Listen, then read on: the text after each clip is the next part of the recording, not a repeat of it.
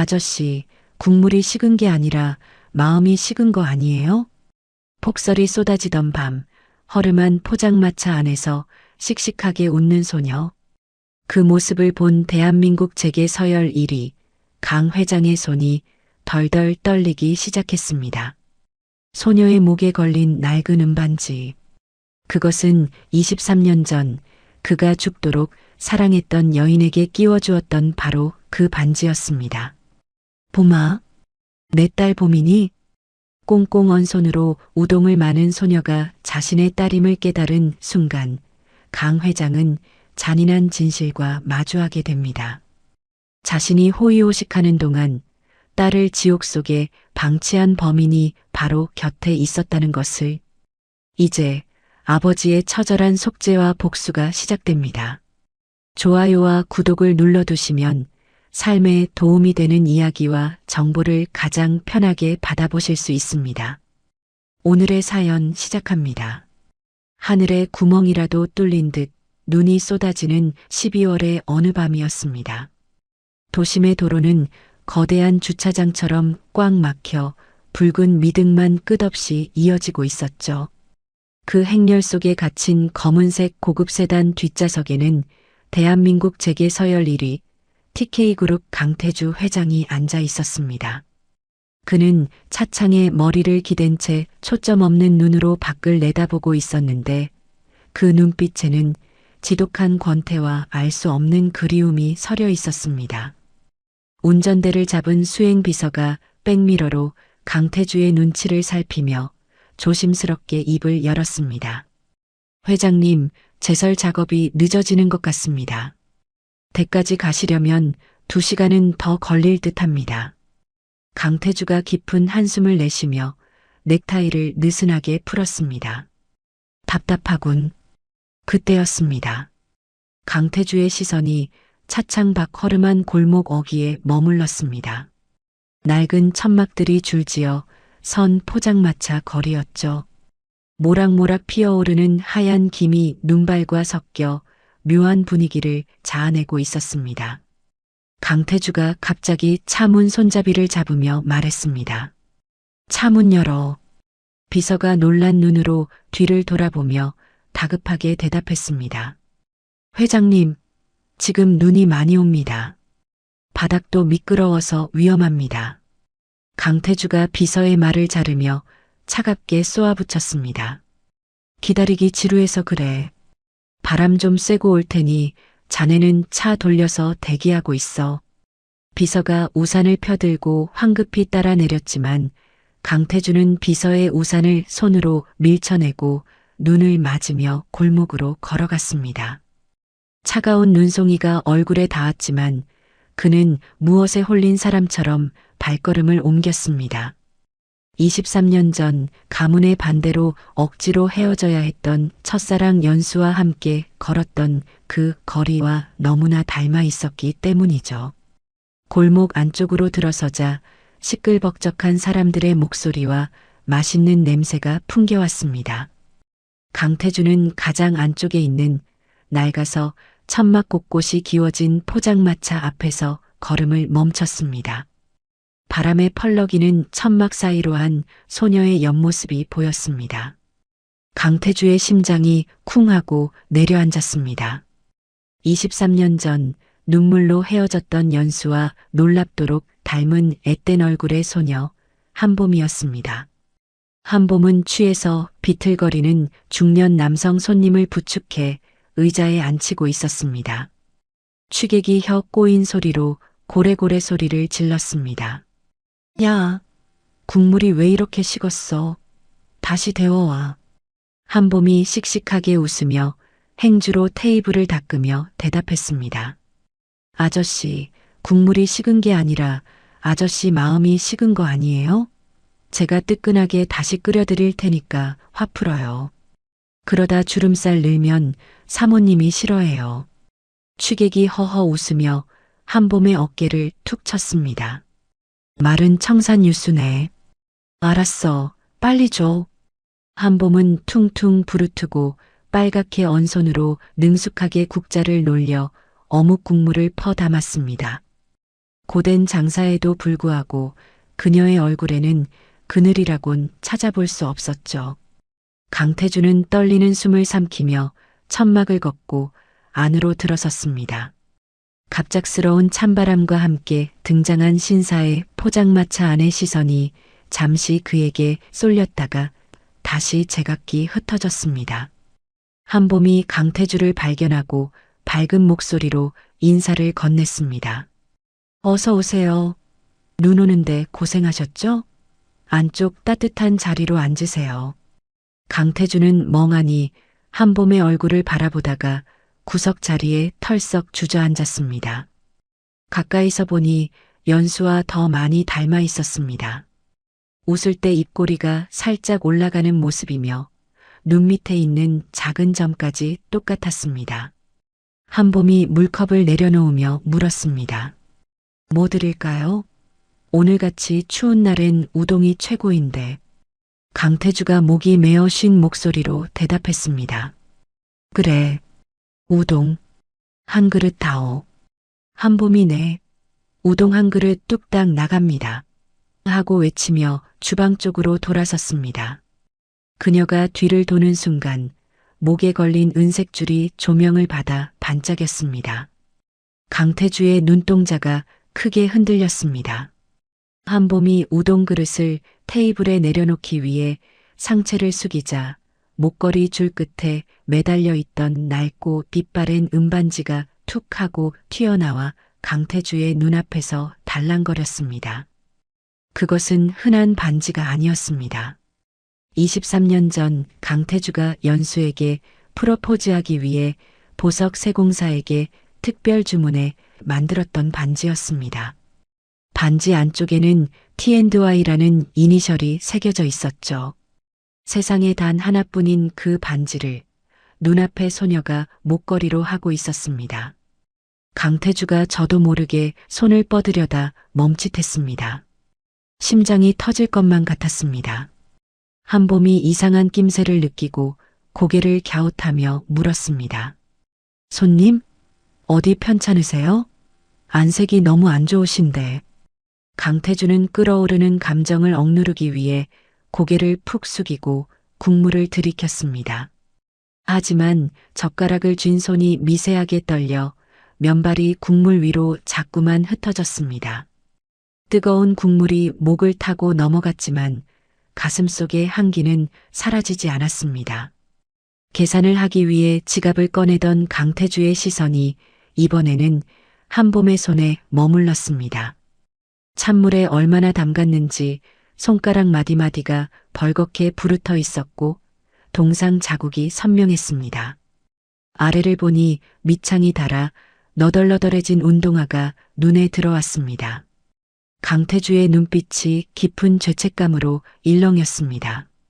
자신이 호의호식하며 사는 동안 자신의 핏줄일지도 모르는 이 아이는 이 추운 곳에서 고생하고 있었던 것입니다. 강태주는 지갑에 있던 5만 원권 지폐 뭉치를 전부 꺼내 테이블 위에 올려놓았습니다. 한봄이 눈을 동그랗게 뜨며 손사래를 쳤습니다. 어머, 손님, 이거 너무 많아요. 우동 한 그릇에 5천 원인데요. 강태주가 젖은 눈으로 한봄을 바라보며 말했습니다. 거스름돈은 됐다. 맛이 아주 좋아서 주는 팁이라고 생각해 주렴. 강태주는 더 이상 그곳에 앉아 있을 수가 없어 도망치듯 포장마차를 빠져나왔습니다. 등 뒤에서 손님, 그래도 이건 너무 많아요. 라고 외치는 한봄의 목소리가 들려왔지만 그는 뒤를 돌아보지 못했습니다. 눈물이 왈칵 쏟아질 것 같았기 때문입니다. 다음 날 아침 TK그룹 본사 회장 집무실. 강태주는 뜬 눈으로 밤을 지새운 퀭한 얼굴로 비서실장을 호출했습니다. 비서실장이 들어와 정중히 허리를 숙였습니다. 부르셨습니까, 회장님? 강태주가 책상 위를 손가락으로 두드리며 낮게 깔린 목소리로 지시했습니다. 어제 내가 들렀던 그 포장마차. 거기서 일하던 아이에 대해 알아와. 이름, 나이, 가족관계, 사는 곳까지 하나도 빠짐없이. 비서실장이 의아한 표정을 지었지만 이내 고개를 끄덕였습니다. 알겠습니다. 바로 착수하겠습니다. 강태주가 잠시 망설이다가 덧붙였습니다. 그리고 유전자 검사를 해야겠다. 그 아이의 머리카락이든 쓰던 컵이든 검체를 확보해. 아주 은밀하게 진행해야 해. 내 집사람 귀에 들어가면 절대 안 된다. 비서실장의 눈이 커졌지만 그는 프로답게 더 묻지 않고 대답했습니다. 명심하겠습니다. 그날 오후 비서실장은 낡은 점퍼 차림의 흥신소 직원으로 위장해 한봄의 포장마차를 찾았습니다. 그는 구석자리에서 우동을 먹으며 한봄의 동선을 살폈습니다. 한봄이 잠시 다른 테이블에 그릇을 치우러 간 사이 비서실장은 한봄이 물을 마시고 내려놓은 종이컵을 재빨리 네킨으로 감싸 가방 깊숙한 곳에 챙겨 넣었습니다. 같은 시각 TK건설 상무실. 강태주의 아내이자 TK건설 상무인 최미라는 비서가 가져온 서류를 검토하고 있었습니다. 그녀는 붉은색 립스틱이 묻은 찻잔을 내려놓으며 날카로운 눈빛으로 서류를 훑어보았습니다. 그것은 남편 강태주 차량의 GPS 운행 기록이었습니다. 최미란이 미간을 찌푸리며 비서에게 물었습니다. 회장님이 어젯밤에 이 빈민가 골목에 왜 가신 거지? 여기서 1시간이나 차가 멈춰 있었어. 비서인 김 부장이 허리를 굽히며 대답했습니다. 눈 때문에 교통정체가 심해서 잠시 쉬다 오신 것으로 파악됩니다. 최미란이 코웃음을 치며 서류를 책상 위에 던졌습니다. 그 양반이 길바닥에서 시간 버리는 거 제일 싫어하는 거 몰라? 김 부장 뭔가 있어. 회장님 최근 법인카드 내역이랑 블랙박스 영상까지 싹 다 확보해. 쥐새끼 한 마리라도 숨겨놨는지 봐야겠으니까. 최미라는 휴대폰을 들어 아들 강준혁에게 전화를 걸었습니다. 준혁아 엄마야. 너 지금 어디니? 또 클럽이니? 정신 차리고 처신 똑바로 해. 내 아빠가 딴 주머니 차고 있을지도 모른단 말이야. 며칠 뒤 회장 집무실의 공기는 무겁게 가라앉아 있었습니다. 비서실장이 밀봉된 노란색 서류 봉투를 들고 들어왔습니다. 그의 표정은 잔뜩 굳어 있었습니다. 강태주는 떨리는 손으로 봉투를 받아들었습니다. 종이를 찢는 소리가 유난히 크게 들렸습니다. 서류를 꺼내든 강태주의 시선이 종이 하단으로 빠르게 내려갔습니다. 친자 확률 99.9998% 친자 관계가 성립함. 붉은색 도장과 함께 찍힌 그 문구를 본 순간 강태주의 손끝이 하얗게 질렸습니다. 다리에 힘이 풀려 의자에 깊숙이 몸을 파묻었습니다. 강태주가 책상 위에 놓인 명패를 꽉 움켜쥐며 오열을 터뜨렸습니다. 봄이라고 했지. 내 딸이 살아있었어. 강태주의 눈에서 굵은 눈물방울이 서류 위로 뚝뚝 떨어져 잉크를 번지게 했습니다. 23년이라는 세월 동안 가슴속에 묻어두었던 그리움과 죄책감이 한꺼번에 터져 나왔습니다.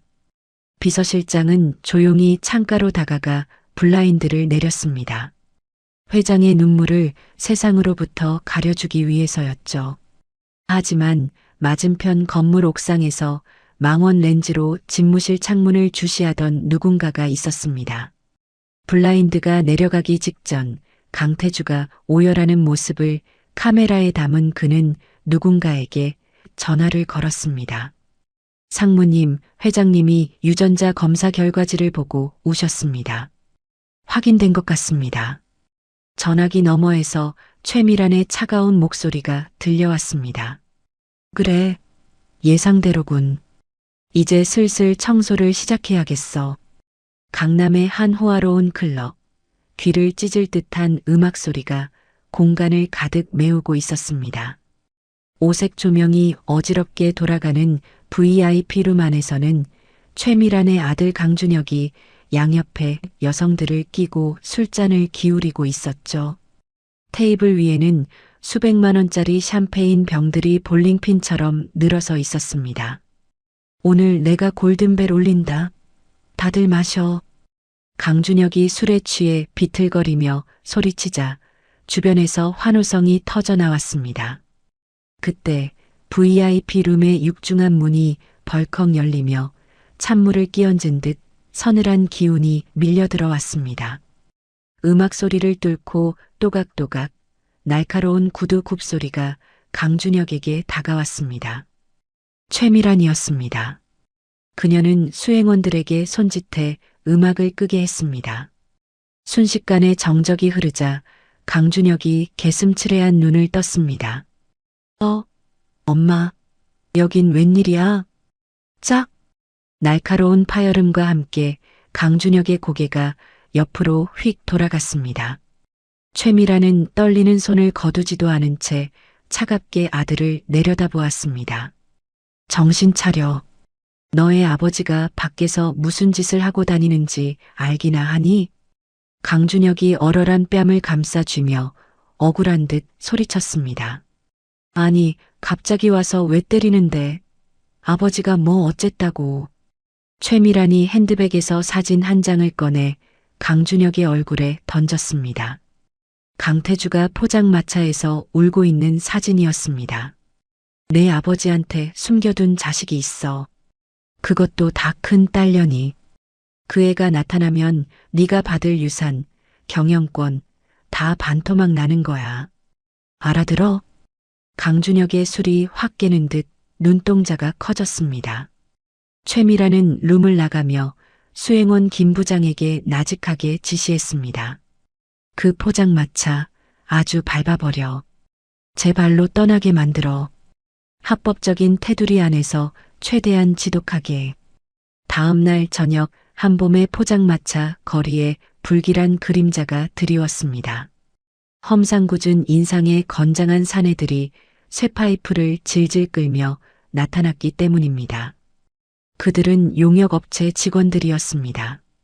용역 팀장이 껌을 짝짝 씹으며 한봄의 포장마차 앞을 가로막았습니다.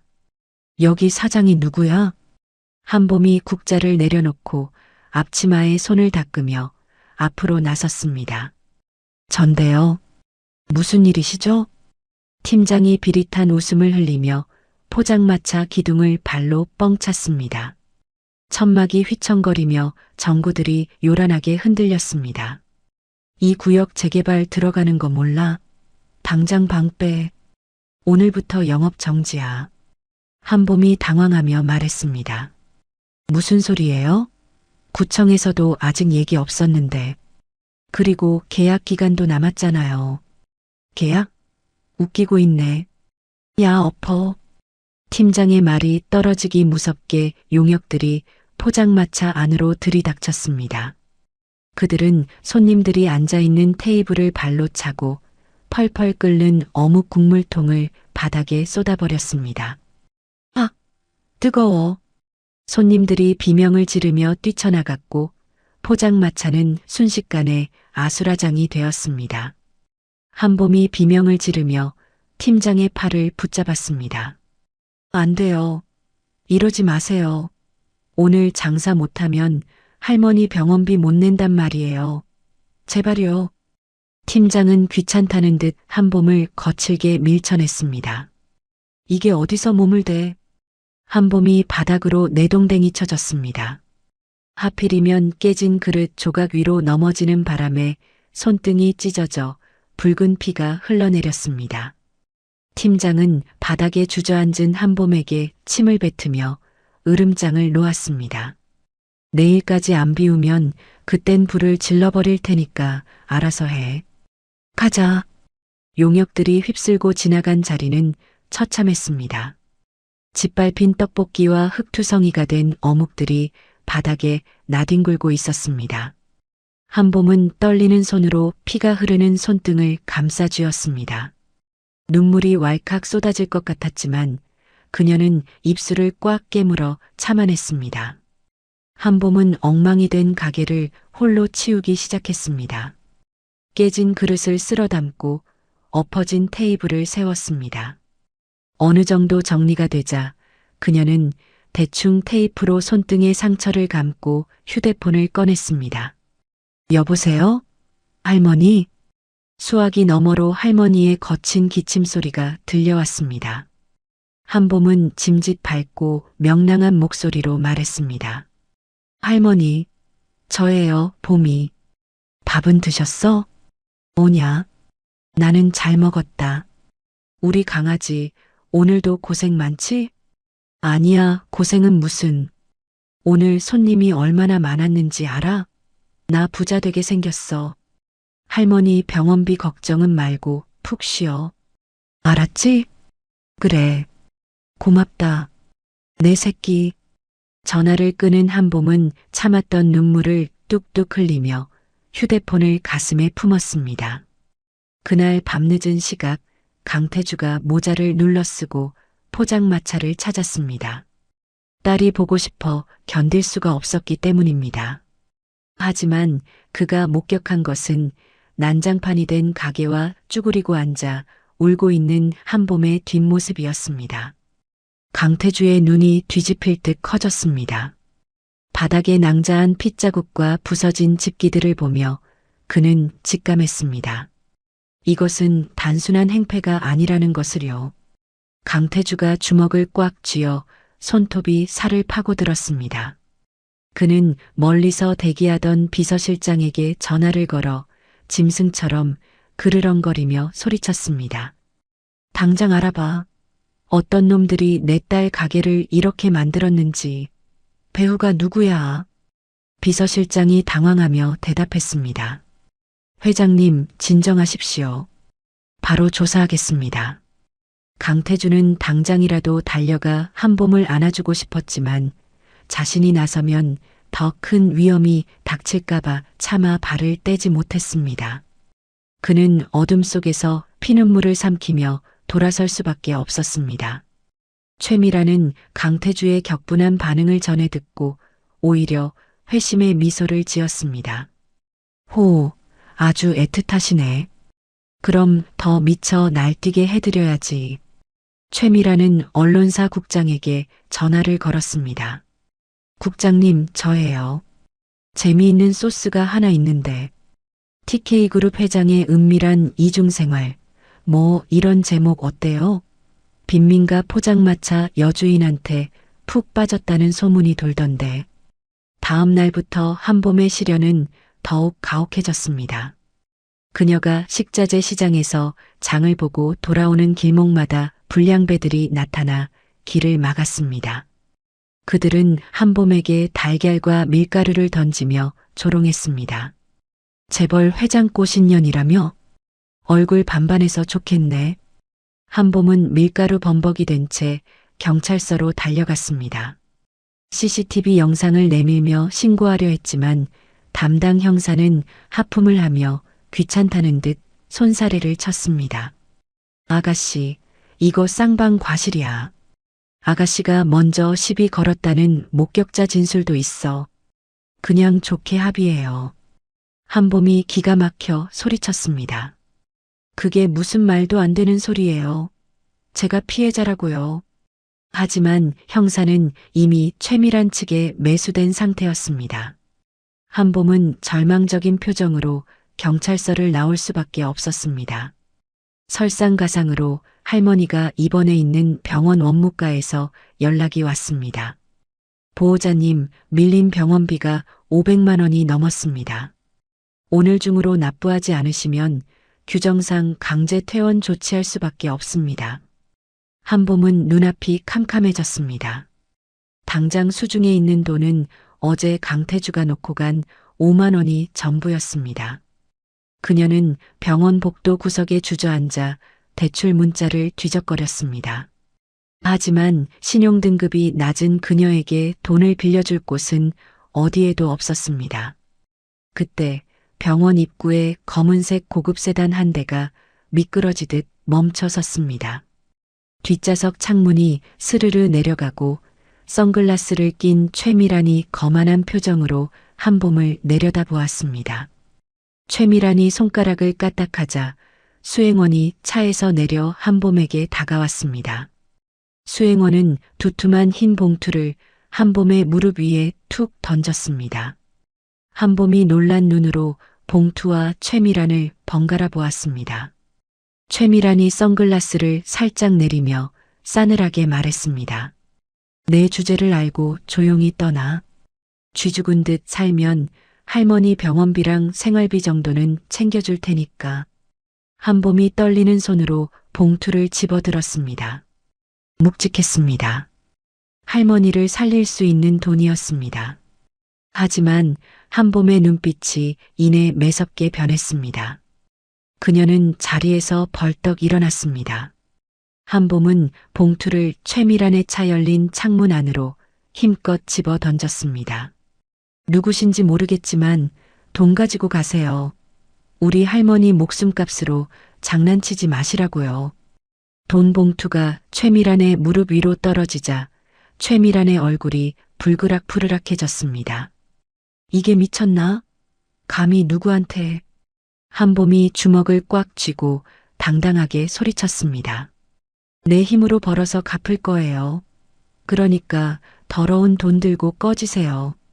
최미란이 차 문을 열고 나오려다 병원 입구에 사람들이 모여드는 것을 보고 멈칫했습니다.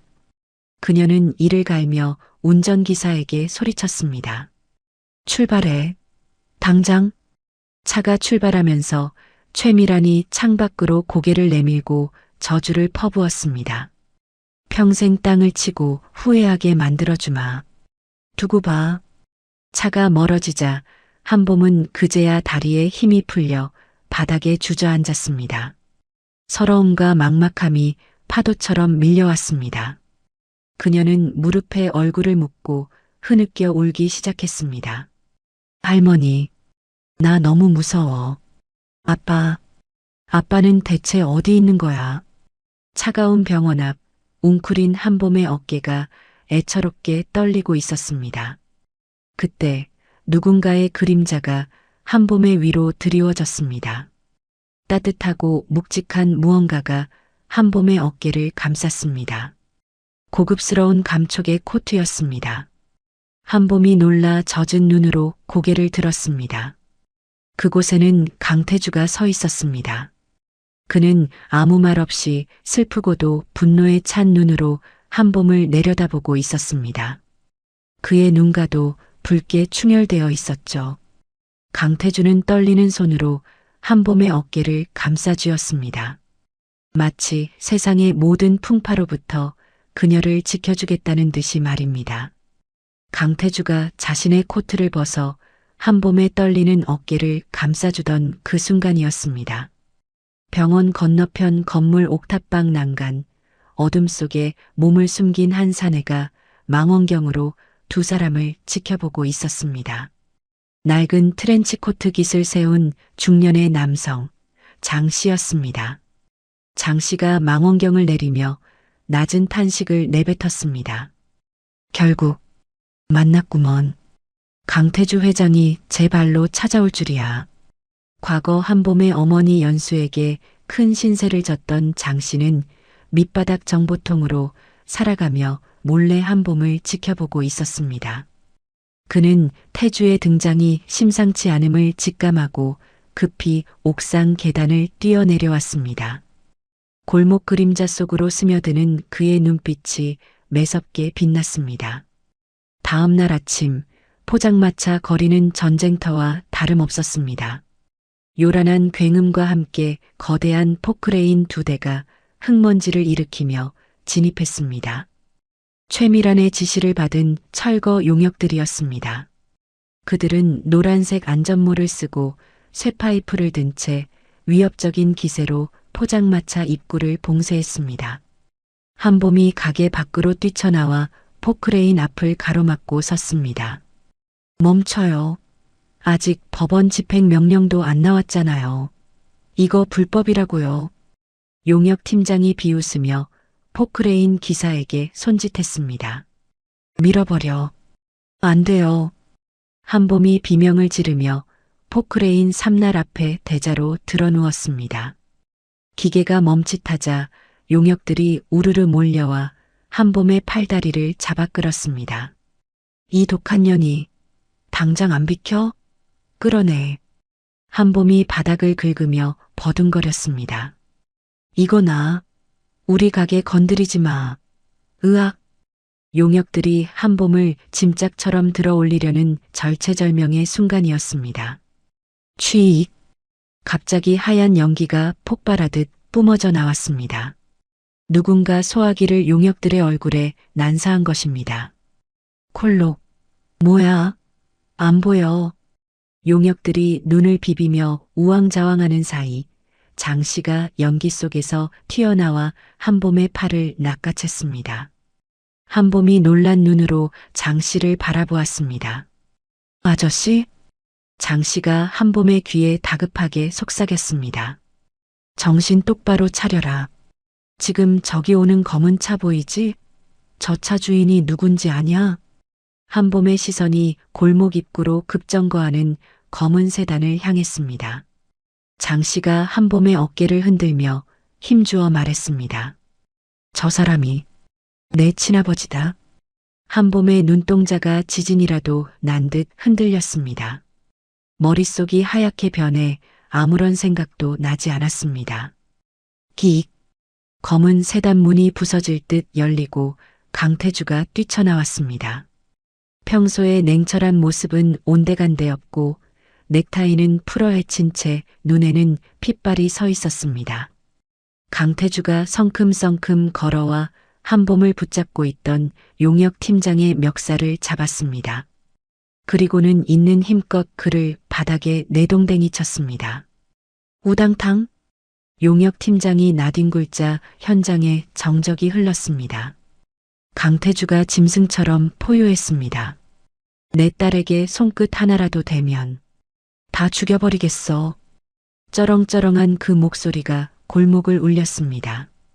용역들도 구경하던 사람들도 그리고 한봄마저 숨을 멈췄습니다. 한봄은 믿을 수 없다는 표정으로 강태주를 올려다보았습니다. 매일 밤 우동을 먹으러 오던 그 친절한 아저씨가 지금 자신을 딸이라고 불렀습니다. 아, 저씨? 강태주가 거친 숨을 몰아쉬며 한봄을 돌아보려는 찰나였습니다. 팡, 팡, 팡. 어디선가 수십 개의 카메라 플래시가 동시에 터졌습니다. 눈이 멀 것처럼 강렬한 빛이 쏟아졌습니다. 최미란이 미리 매복시켜둔 파파라치와 유튜버들이었습니다. 그들은 숨어있던 건물 틈새에서 튀어나와 마이크를 들이댔습니다. 강태주 회장님, 숨겨진 혼외자가 사실입니까? 이 포장마차 여주인이 내연녀의 딸입니까? 철거를 막으려고 회사 돈을 유용했다는 게 사실입니까? 기자들의 질문은 날카로운 화살처럼 날아와 꽂혔습니다. 강태주는 본능적으로 양복 상의를 벗어 한봄의 얼굴을 감싸 안았습니다. 찍지 마. 다들 비켜. 내 딸 건드리지 마. 강태주가 소리쳤지만 기자들은 하이에나처럼 달려들었습니다. 회장님, 딸이라는 거 인정하시는 겁니까? 유전자 검사는 하셨습니까? 최미란의 공작은 치밀했습니다. 동시에 인터넷 포털 사이트 메인에는 TK그룹 회장, 빈민가에 숨겨둔 사생아 충격 공개라는 자극적인 기사가 떴습니다. 실시간 검색어 1위에 강태주 혼외자, 포장마차 꽃뱀이라는 단어가 오르내리기 시작했습니다. 현장에 있던 유튜버들은 휴대폰으로 생중계를 하며 소리쳤습니다. 여러분, 대박입니다. 재벌 회장이 딸을 숨겨놓고 키웠답니다. 저 여자가 바로 그 주인공입니다. 한봄은 강태주의 품 안에서 바들바들 떨었습니다. 세상이 무너져 내리는 공포였습니다. 경호팀장이 뒤늦게 도착했지만 그는 최미란의 눈치를 보느라 기자들을 적극적으로 막지 않았습니다. 오히려 인파가 밀려들도록 방치했죠. 강태주는 혼자서 한봄을 지키려다 중심을 잃고 휘청거렸습니다. 그때 장 씨가 다시 한번 소화기 안전핀을 뽑았습니다. 취익! 하얀 분말이 기자들 사이로 뿜어져 나갔습니다. 으악! 내 카메라! 콜록콜록. 현장이 아수라장이 된 틈을 타 장 씨가 강태주의 품에서 한봄을 낚아챘습니다. 회장님, 아가씨는 제가 데리고 피하겠습니다. 강태주가 장 씨를 알아보지 못한 채 소리쳤습니다. 누구야? 내 딸 어디로 데려가는 거야? 장 씨는 대답 대신 한봄의 손목을 잡고 좁은 미로 같은 골목길로 냅다 뛰기 시작했습니다. 한봄은 영문도 모른 채 장 씨에게 이끌려 달렸습니다. 등 뒤에서 강태주의 절규가 멀어져 갔습니다. 봄아, 봄아. 한참을 달려 기자들을 따돌린 장 씨는 낡은 건물 뒤편 막다른 골목에서 멈춰 섰습니다. 한봄은 숨이 턱 끝까지 차올라 바닥에 주저앉았습니다. 헉, 헉, 아저씨, 대체 이게 무슨 일이에요? 장 씨는 거친 숨을 고르며 안주머니에서 낡은 봉투 하나를 꺼냈습니다. 그리고 빛바랜 사진 한 장을 한봄에게 건넸습니다. 한봄이 떨리는 손으로 사진을 받아들었습니다. 사진 속에는 젊은 시절의 강태주와 자신의 엄마 연수가 환하게 웃고 있었고 연수의 품에는 갓난아기였던 한봄이 안겨 있었습니다. 엄마, 그리고 한봄의 시선이 사진 속 젊은 강태주에게 고정되었습니다. 조금 젊지만 분명 우동을 먹으러 왔던 그 아저씨였습니다. 그리고 방금 자신을 지키려다 기자들에게 둘러싸인 그 사람이었습니다. 장 씨가 안타까운 표정으로 말했습니다. 내 엄마가 죽기 전까지 그리워했던 사람이다. 네가 태어나자마자 뺏길까봐 평생을 숨어 살면서도 못 잊었던 사람. 그게 강태주 회장이야. 한봄의 눈에서 참았던 눈물이 왈칵 쏟아졌습니다. 그럼 나버린 거 아니었어요? 우리 엄마랑 나버리고 잘 먹고 잘 산 거 아니었냐고요. 회장님은 몰랐다. 네가 살아있는지도 연수 씨가 그렇게 간 것도 가문에서 철저하게 속인 거야. 이제야 널 찾으신 거다. 한봄은 사진을 가슴에 품고 오열했습니다. 배신감과 그리움, 그리고 아버지가 자신을 지키려 했다는 안도감이 뒤섞여 가슴을 쳤습니다. 아빠, 아빠. 한편 난장판이 된 포장마차 거리. 강태주는 기자들을 뿌리치고 한봄을 쫓아가려 했지만 갑자기 검은 양복을 입은 사내들이 그를 에워쌌습니다. TK그룹 법무팀과 최미란이 보낸 사설 경호원들이었습니다. 법무팀장이 강태주의 앞을 막아서며 정중하지만 단호하게 말했습니다. 회장님, 진정하십시오.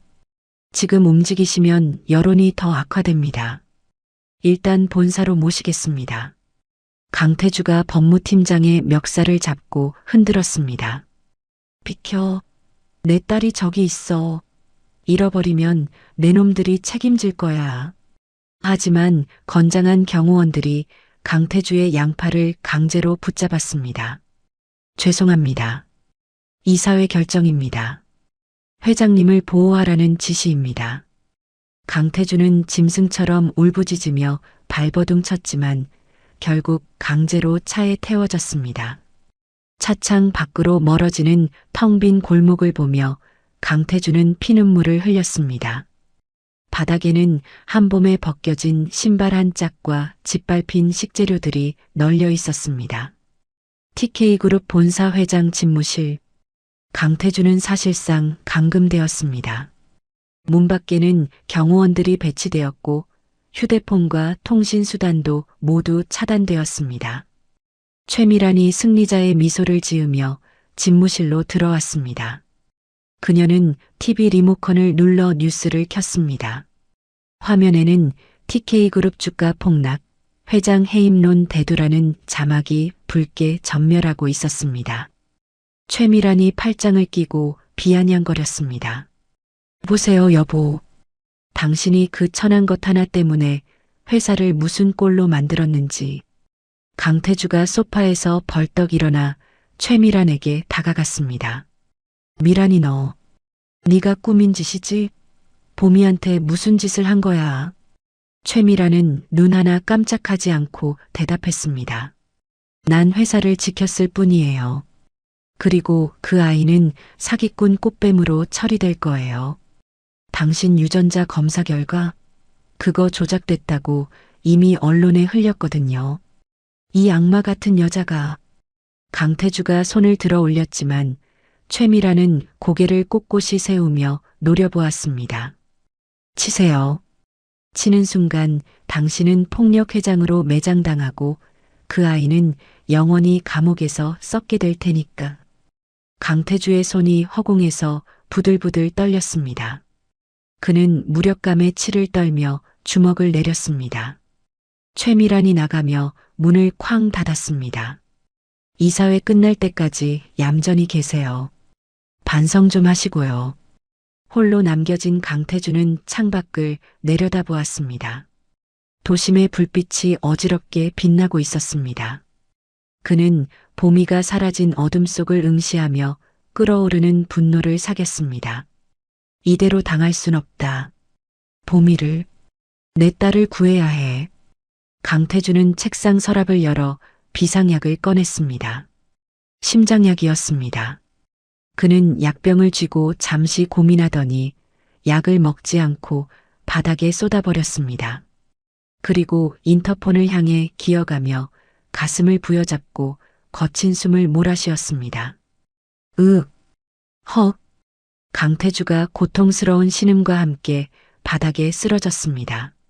밖에서 경호원들이 웅성거리는 소리가 들렸습니다. 회장님, 회장님. 이것은 감금된 집무실을 벗어나기 위한 강태주의 목숨을 건 첫 번째 연기였습니다. 강태주의 심장 발작 연기는 성공적이었습니다. 주치의가 응급 상황이라며 자택 요양을 강력히 권고했고 이사회와 최미란도 여론을 의식해 마지못해 이를 허가했기 때문입니다. 삼엄한 감시 속에 펜트하우스로 거처를 옮긴 강태주는 오자마자 가장 믿을 수 있는 사람, 바로 해고 직전의 비서실장에게 비밀 지령을 내렸습니다. 무슨 수를 써서라도 보미를 찾아와. 내 눈앞에 데려다 놔. 그리고 이틀 뒤 서울 변두리의 한 낡은 찜질방. 한봄은 수건으로 얼굴을 가린 채 구석진 토굴방에서 쪽잠을 자고 있었습니다. 인터넷에 얼굴이 팔려 더 이상 포장마차 근처에는 얼씬도 할 수 없었기 때문입니다. 며칠을 제대로 씻지도 먹지도 못해 그녀의 몰골은 말이 아니었습니다. 그때 누군가 조심스럽게 토굴 입구를 두드렸습니다. 한봄 양 계십니까? 한봄이 화들짝 놀라 몸을 일으키며 뒷걸음질 쳤습니다. 누구세요? 저 아니에요. 사람 잘못 보셨어요. 비서실장이 주변을 의식하며 무릎을 꿇고 정중히 고개를 숙였습니다. 놀라게 해드려 죄송합니다. 강태주 회장님의 비서실장입니다. 회장님께서 아가씨를 애타게 찾고 계십니다. 한봄이 경계심 가득한 눈으로 소리쳤습니다. 웃기지 마세요. 나를 꽃뱀으로 몰아서 내쫓을 땐 언제고 이제 와서 누굴 찾아요? 당장 가요. 안 그러면 소리 지를 거예요. 비서실장이 품에서 강태주의 친필 메모를 꺼내 건넸습니다. 떨리는 필체로 봄아, 제발 한 번만 아비 말을 들어다오. 오해를 풀고 싶다라고 적혀 있었습니다. 그 글씨에서 느껴지는 절박함에 한봄의 눈동자가 흔들렸습니다. 회장님께서 목숨을 걸고 자택으로 거처를 옮기셨습니다. 지금이 아니면 진실을 들으실 기회가 없을지도 모릅니다. 제발 부탁드립니다. 비서실장의 간곡한 호소에 한봄은 입술을 깨물며 고개를 끄덕였습니다. 검은 세단은 도심을 가로질러 한강이 내려다 보이는 초고층 주상복합 아파트 TK 펜트하우스의 지하 주차장으로 비밀리에 진입했습니다. 전용 엘리베이터를 타고 올라가는 동안 한봄은 층수가 올라갈수록 꽉 막힌 가슴처럼 귀가 먹먹해짐을 느꼈습니다. 문이 열리고 으리으리한 거실이 나타났습니다. 하지만 그 화려함보다 먼저 눈에 들어온 것은 서재 입구에 서 있는 한 남자였습니다. 며칠 사이 수척해진 얼굴, 덥수룩한 수염의 강태주였습니다. 봄아. 강태주가 비틀거리며 달려와 한봄의 앞에서 무릎을 꿇었습니다. 대한민국 재계 서열 1위의 회장이 초라한 행색의 딸 앞에서 무너져 내린 것입니다. 강태주가 한봄의 거친 손을 잡고 얼굴을 묻으며 오열했습니다. 미안하다. 정말 미안하다. 23년 전에도 그리고 지금도 못난 아비가 너와 내 엄마를 지키지 못했어. 한봄은 강태주의 뜨거운 눈물에 마음이 요동쳤습니다. 하지만 가슴속에 맺힌 응어리가 터져나왔습니다. 그녀는 강태주의 손을 거칠게 뿌리치며 소리쳤습니다. 이제 와서 울면 다해요? 우리 엄마 비 오는 날마다 전단지 돌리면서 나 키웠어요. 병원비 없어서 진통제 하나로 버티다 돌아가셨다고요. 그때 회장님은 어디 있었는데요? 펜트하우스에서 호의호식하면서 우리 같은 건 까맣게 잊고 살았잖아요. 한봄의 절규에 강태주가 고개를 저으며 몸을 일으켰습니다. 아니다, 봄아. 절대 잊은 적이 없어. 내가 보여줄 게 있다. 강태주는 떨리는 손으로 서재 벽면의 그림을 걷어냈습니다. 그 뒤에는 거대한 금고가 숨겨져 있었습니다. 강태주가 비밀번호를 누르자 육중한 철문이 열렸습니다. 한봄은 금고 안을 보고 얼어붙었습니다. 그곳에는 돈다발이나 금괴 대신 낡은 편지 뭉치와 앨범들이 가득 쌓여 있었습니다. 강태주가 편지 한 통을 꺼내 한봄에게 건넸습니다. 겉봉투에는 붉은색 도장으로 수치인 불명반송이라는 글자가 선명하게 찍혀 있었습니다. 내 엄마가 떠난 후 내가 매일같이 보냈던 편지들이다. 하지만 아버님, 내 할아버지께서 전부 가로채셨어. 나는 내 엄마가 나를 버리고 떠난 줄로만 알았다. 가문에서 그렇게 속였어. 강태주가 앨범을 펼쳤습니다. 그 안에는 한봄의 초등학교 입학식, 운동회, 졸업식 사진들이 빼곡했습니다. 모두 먼 발치에서 몰래 찍은 것들이었습니다. 널 찾은 건 3년 전이었다. 흥신소를 통해 네가 살아있다는 걸 알았지만 내가 나서면 최미랑과 그 일당이 너를 해칠까봐 차마 다가가지 못했어. 그저 이렇게 멀리서 지켜보는 게 너를 위한 길이라고 생각했다. 내가 비겁했어. 한봄은 앨범을 넘기며 하염없이 눈물을 흘렸습니다. 사진 속 어린 자신의 곁에는 항상 누군가의 시선이 머물러 있었습니다. 아버지는 자신을 버린 게 아니라 지독한 운명과 가문의 억압 속에 갇혀 있었던 것입니다. 한봄이 앨범을 가슴에 품고 바닥에 주저앉아 엉엉 울었습니다. 그럼 우동 먹으러 왔을 때 왜 아는 척 안 했어요? 내가 얼마나 아빠를 기다렸는데. 강태주가 한봄을 끌어안으며 함께 울었습니다. 미안하다. 아빠가 잘못했다. 이제 다시는 너 혼자 두지 않으마. 다음 날 아침 펜트하우스 주방. 고소한 냄새가 진동했습니다. 강태주가 앞치마를 두르고 냄비 앞에 서 있었습니다. 서툰 칼질 탓에 손가락엔 반창고가 붙어 있었죠. 식탁에 앉은 한봄 앞에 김이 모락모락 나는 미역국과 흰 쌀밥이 놓였습니다. 반찬은 투박한 계란말이 뿐이었지만 한봄에게는 세상에서 가장 따뜻한 밥상이었습니다. 강태주가 쑥스러운 듯 숟가락을 건네며 말했습니다.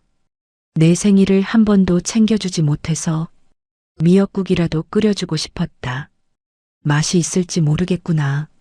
한봄이 국물을 한 숟가락 뜨고는 눈시울을 붉히며 웃었습니다. 짜요. 엄청. 그러냐? 물을 좀 더 넣을까? 강태주가 당황해서 허둥지둥하자 한봄이 고개를 저으며 밥을 크게 떠넣었습니다. 아니에요. 맛있어요. 세상에서 제일 맛있어요. 식사를 마친 후 강태주는 양복 안주머니에서 작은 상자를 꺼냈습니다. 상자를 열자 백금으로 된 심플한 목걸이가 나왔습니다. 펜던트는 독특한 기하학적 무늬가 새겨져 있었습니다.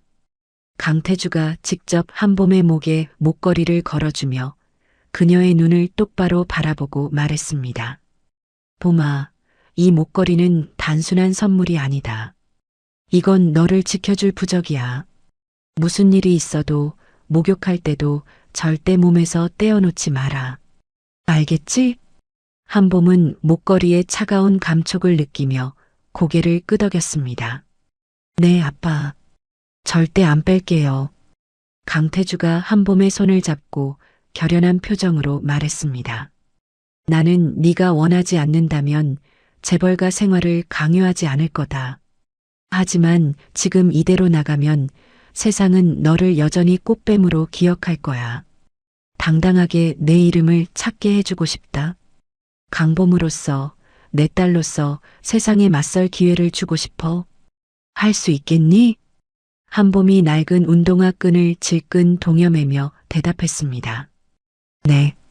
피하지 않겠어요.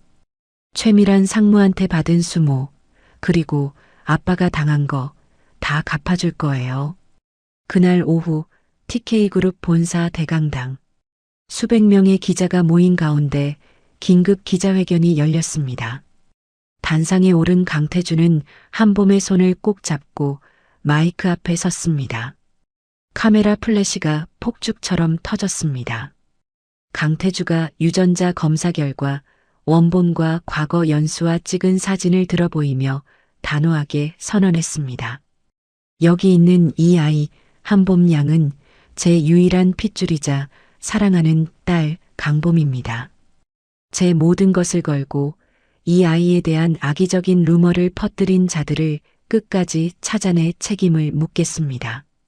TV로 생중계를 지켜보던 최미라는 들고 있던 와인잔을 벽에 집어 던졌습니다. 쨍그랑 붉은 와인이 벽지를 타고 핏물처럼 흘러내렸습니다. 옆에 있던 강준혁이 겁을 먹고 뒷걸음질 쳤습니다. 미친. 노망이 나도 단단히 났군. 감히 내 뒤통수를 쳐? 최미란의 눈이 독사처럼 번뜩였습니다. 하지만 여론은 이미 반전되었습니다. 가난하지만 씩씩하게 자란 재벌가의 진짜 딸 현대판 신데렐라라는 타이틀과 함께 한봄에 대한 동정 여론이 들불처럼 번져나갔습니다. 한봄은 정식으로 입적 절차를 마치고 펜트하우스 생활을 시작했습니다.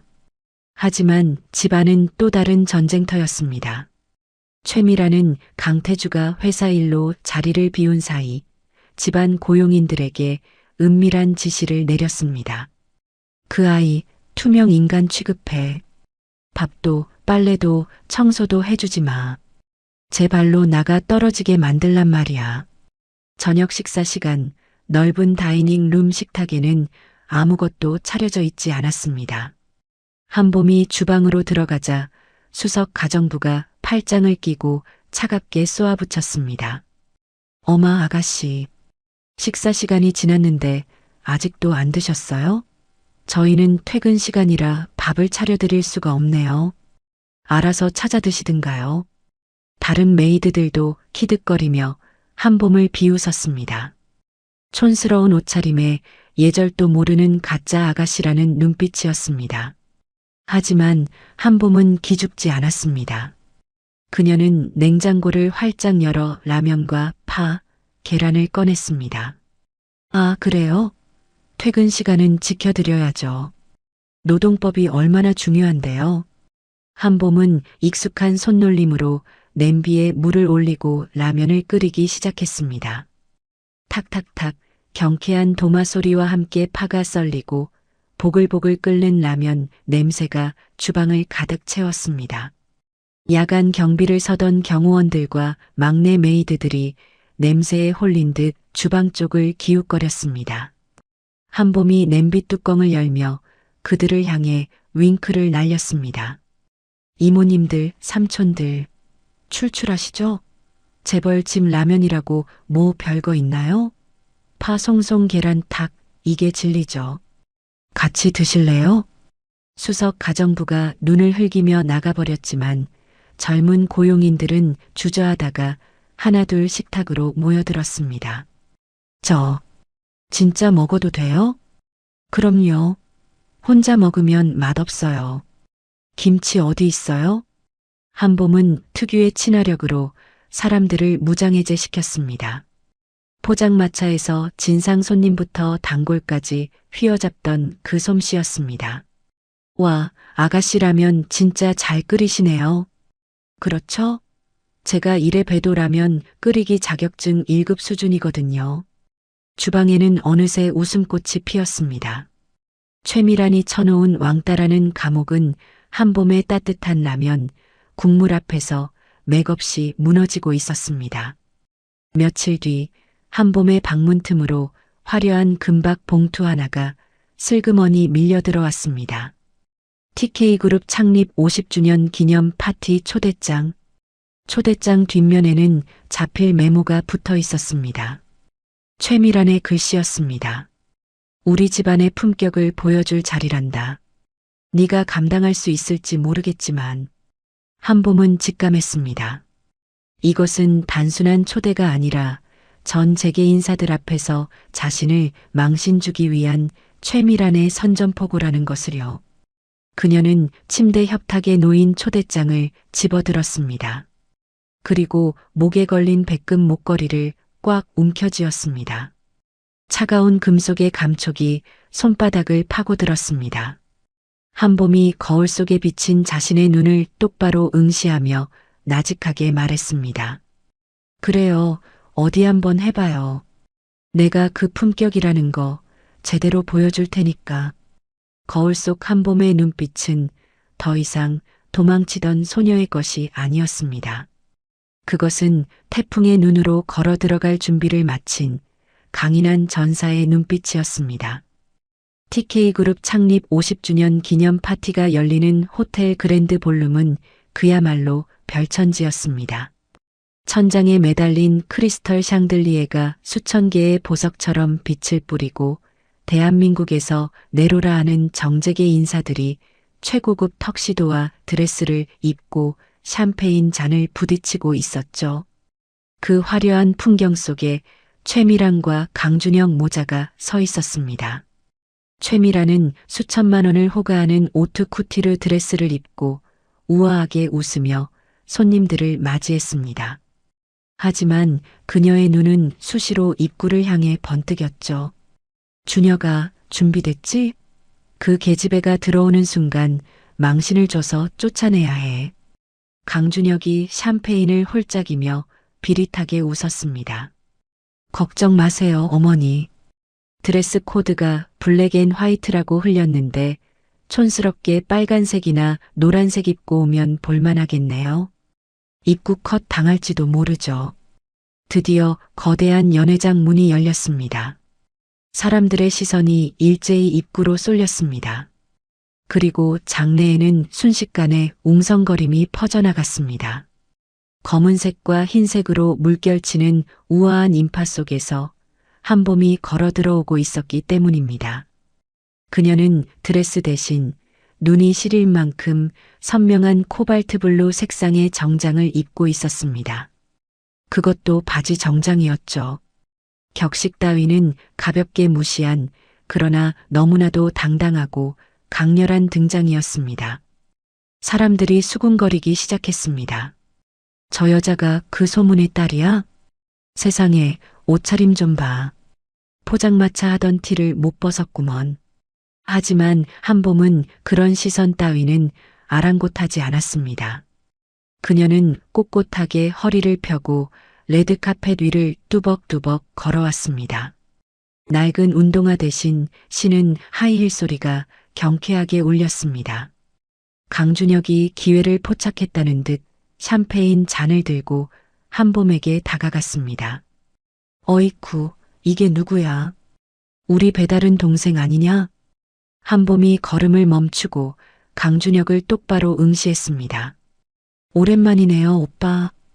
옷이 참 비싸 보여요. 너만 하겠냐? 그 파란색은 뭐냐?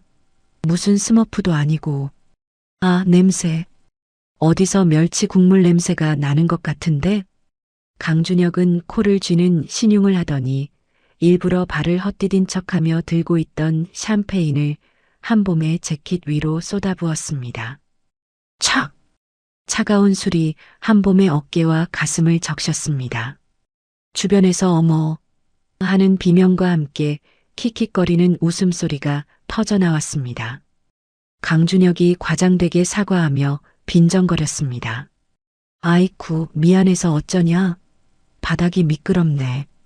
근데 어차피 싼 옷이라 드라이클리닝 할 필요도 없지?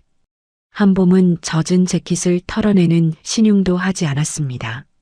대신 그녀는 옆 테이블에 놓여 있던 아직 따지도 않은 샴페인 병을 집어들었습니다. 강준혁의 눈이 커졌습니다.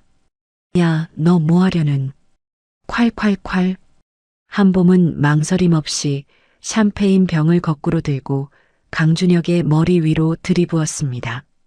끈적한 술이 강준혁의 잘 세팅된 머리카락을 타고 최고급 턱시도를 흠뻑 적셨습니다. 강준혁이 비명을 질렀습니다. 으악, 야, 너 미쳤어? 이게 얼마짜린 줄 알아? 한봄이 빈 병을 테이블에 쿵 내려놓으며 차갑게 웃었습니다. 어머, 미안해요, 오빠. 제 손도 미끄러웠나 봐요. 옷값은 걱정 마세요. 제가 포장마차에서 번 돈으로 세탁비 정도는 던져드릴 수 있거든요. 아, 참. 돈보다 예절부터 배우셔야겠어요. 술은 잔에 따르는 거지 사람한테 따르는 게 아니라고 안 배웠나요? 소란이 커지자 최미란이 얼굴을 붉히며 달려왔습니다. 이 천박한 것, 여기가 어디라고 행패야. 경비원, 당장 이 여자 끌어내. 경비원들이 달려오려 하자 한봄은 재빨리 단상 위로 뛰어 올라갔습니다. 그리고 사회자의 마이크를 낚아챘습니다. 아, 마이크 테스트. 하나, 둘, 셋. 스피커에서 울려 퍼지는 굉음에 장내가 조용해졌습니다. 한봄은 수백 명의 시선을 한몸에 받으며 입을 열었습니다. 안녕하십니까. TK그룹 회장님의 딸이자 얼마 전까지 길거리에서 우동을 팔던 강봄입니다. 사람들이 웅성거렸지만 한봄의 목소리에는 힘이 실려 있었습니다. 방금 제 오라버니께서 제 옷에서 멸치 국물 냄새가 난다고 하더군요. 맞습니다. 저는 시장 바닥에서 자랐으니까요. 하지만 여러분, 포장마차에서 배운 장사 철칙이 하나 있습니다. 그건 바로 겉만 번지르르한 재료가 제일 빨리 상한다는 겁니다. 한봄의 시선이 젖은 턱시도를 닦고 있는 강준혁과 분노로 몸을 떠는 최미란을 향했습니다. 비싼 옷 입고 우아한 척 웃고 있지만 속은 썩어 문드러진 사람들이 있습니다. 약한 사람을 짓밟고 용역 깡패를 동원해 삶의 터전을 부수면서 품격을 논하는 건 사기 아닙니까? 기업도 마찬가지입니다. 화려한 포장지가 아니라 그 안에 담긴 진심과 상생의 가치가 진짜라고 저는 믿습니다. 잠시 정적이 흐르더니 백발이 성성한 원로 주주 한 명이 박수를 치기 시작했습니다. 옳죠. 창업주 회장님이 딱 저렇게 말씀하셨지. 아주 속이 다 시원하구먼. 한 명, 두 명 박수 소리가 늘어나더니 이내 연회장은 우레와 같은 박수갈채로 가득 찼습니다. 젊은 패기와 솔직함이 위선적인 사교계의 분위기를 단번에 반전시킨 것입니다. 무대 뒤편에서 지켜보던 강태주가 흐뭇한 미소를 지으며 단상으로 걸어 올라왔습니다. 그는 한봄의 어깨를 감싸 안으며 마이크를 잡았습니다. 보시다시피 제 딸이 저보다 배포가 큽니다. 앞으로 TK그룹은 이 아이의 말처럼 거칠애보다 본질을 지키는 기업이 되겠습니다. 최미라는 부들부들 떨며 보안팀장에게 눈짓했습니다. 뭐해? 당장 마이크 뺏고 끌어내려. 보안 요원들이 단상으로 다가오자 한봄이 마이크를 끄고 단상 아래로 내려와 최미란에게 다가갔습니다. 그리고 품에서 작은 USB 하나를 꺼내 흔들어 보였습니다. 장 씨가 목숨 걸고 구해준 결정적인 증거였습니다. 한봄이 최미란의 귓가에 작게 속삭였습니다. 어머니, 여기 미술품 구매 내역이랑 갤러리 비자금 장부 파일이 들어있던데 지금 스크린에 띄워드릴까요? 파티 분위기가 더 화끈해질 것 같은데. 최미란의 얼굴이 사색이 되어 굳어졌습니다. 그녀는 뒷걸음질 치며 주저앉을 뻔했습니다. 너, 조용히 계세요. 오늘은 아빠 생신이나 다름없는 날이니까. 한봄은 승자의 미소를 지으며 돌아섰습니다. 그때 오케스트라가 왈츠를 연주하기 시작했습니다.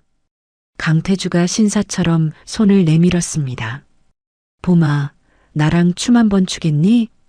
밟아도 책임 못 져요, 아빠.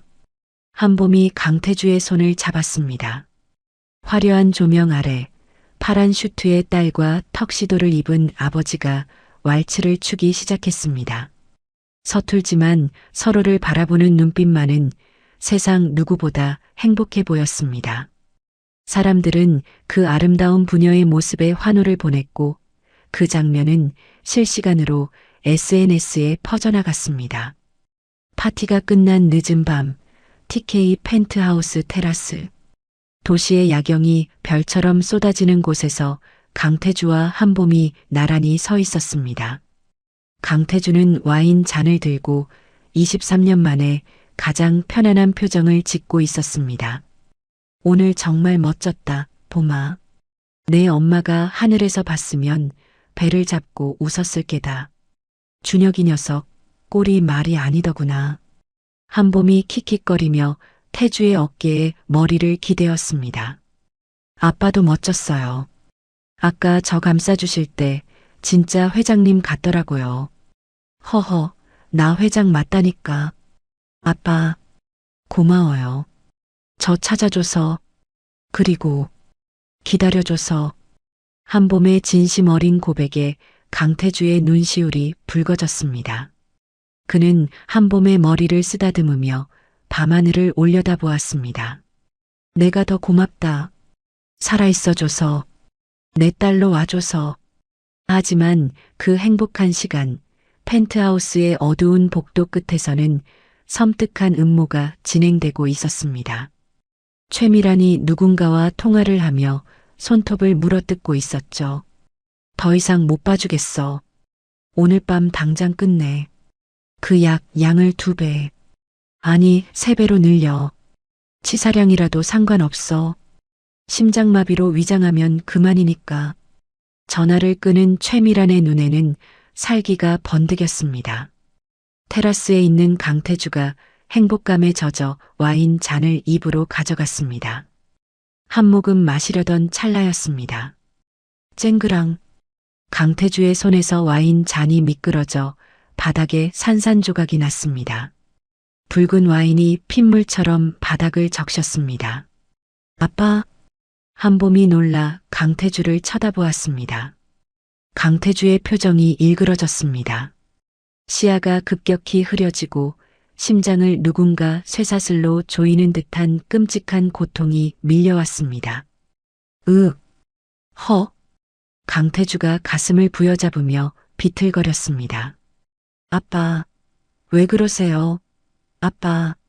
한봄이 다급하게 강태주를 부축하려 했지만 강태주는 허공에 손을 허우적거리다 그대로 바닥으로 무너져 내렸습니다. 봄, 피해. 강태주는 그 말을 끝으로 눈이 뒤집히며 의식을 잃었습니다. 아빠, 사람 살려요. 누가 좀 도와주세요. 한봄의 처절한 비명이 테라스에 울려 퍼졌습니다. 어둠 속에서 최미란이 그 소리를 들으며 입꼬리를 비릿하게 올렸습니다. 절정의 행복이 순식간에 나락으로 떨어지는 잔혹한 밤이었습니다. 와인 잔이 바닥에 부딪혀 산산조각이 나는 소리는 비극의 서막을 알리는 종소리와 같았습니다. 붉은 와인이 핏물처럼 테라스 바닥을 적시는 가운데 강태주는 입가에 하얀 거품을 물고 의식을 잃어버렸죠. 아빠, 아빠, 정신 차리세요. 눈 좀 떠보시라고요. 한봄이 강태주의 멱살을 잡고 흔들며 비명을 질렀지만 강태주의 고개는 힘없이 툭 떨어질 뿐이었습니다. 한봄이 떨리는 손으로 휴대폰을 꺼내 119를 누르려는 찰나였습니다. 쾅! 현관문이 부서질 듯 열리며 정체불명의 사내들이 들이닥쳤습니다. 최미란이 미리 대기시켜둔 사설 구급팀과 경호원들이었습니다. 그들은 한봄을 거칠게 밀쳐내고 강태주를 들것에 실었습니다. 한봄이 바닥에 나뒹굴며 소리쳤습니다. 당신들 뭐야? 우리 아빠 어디로 데려가는 거야?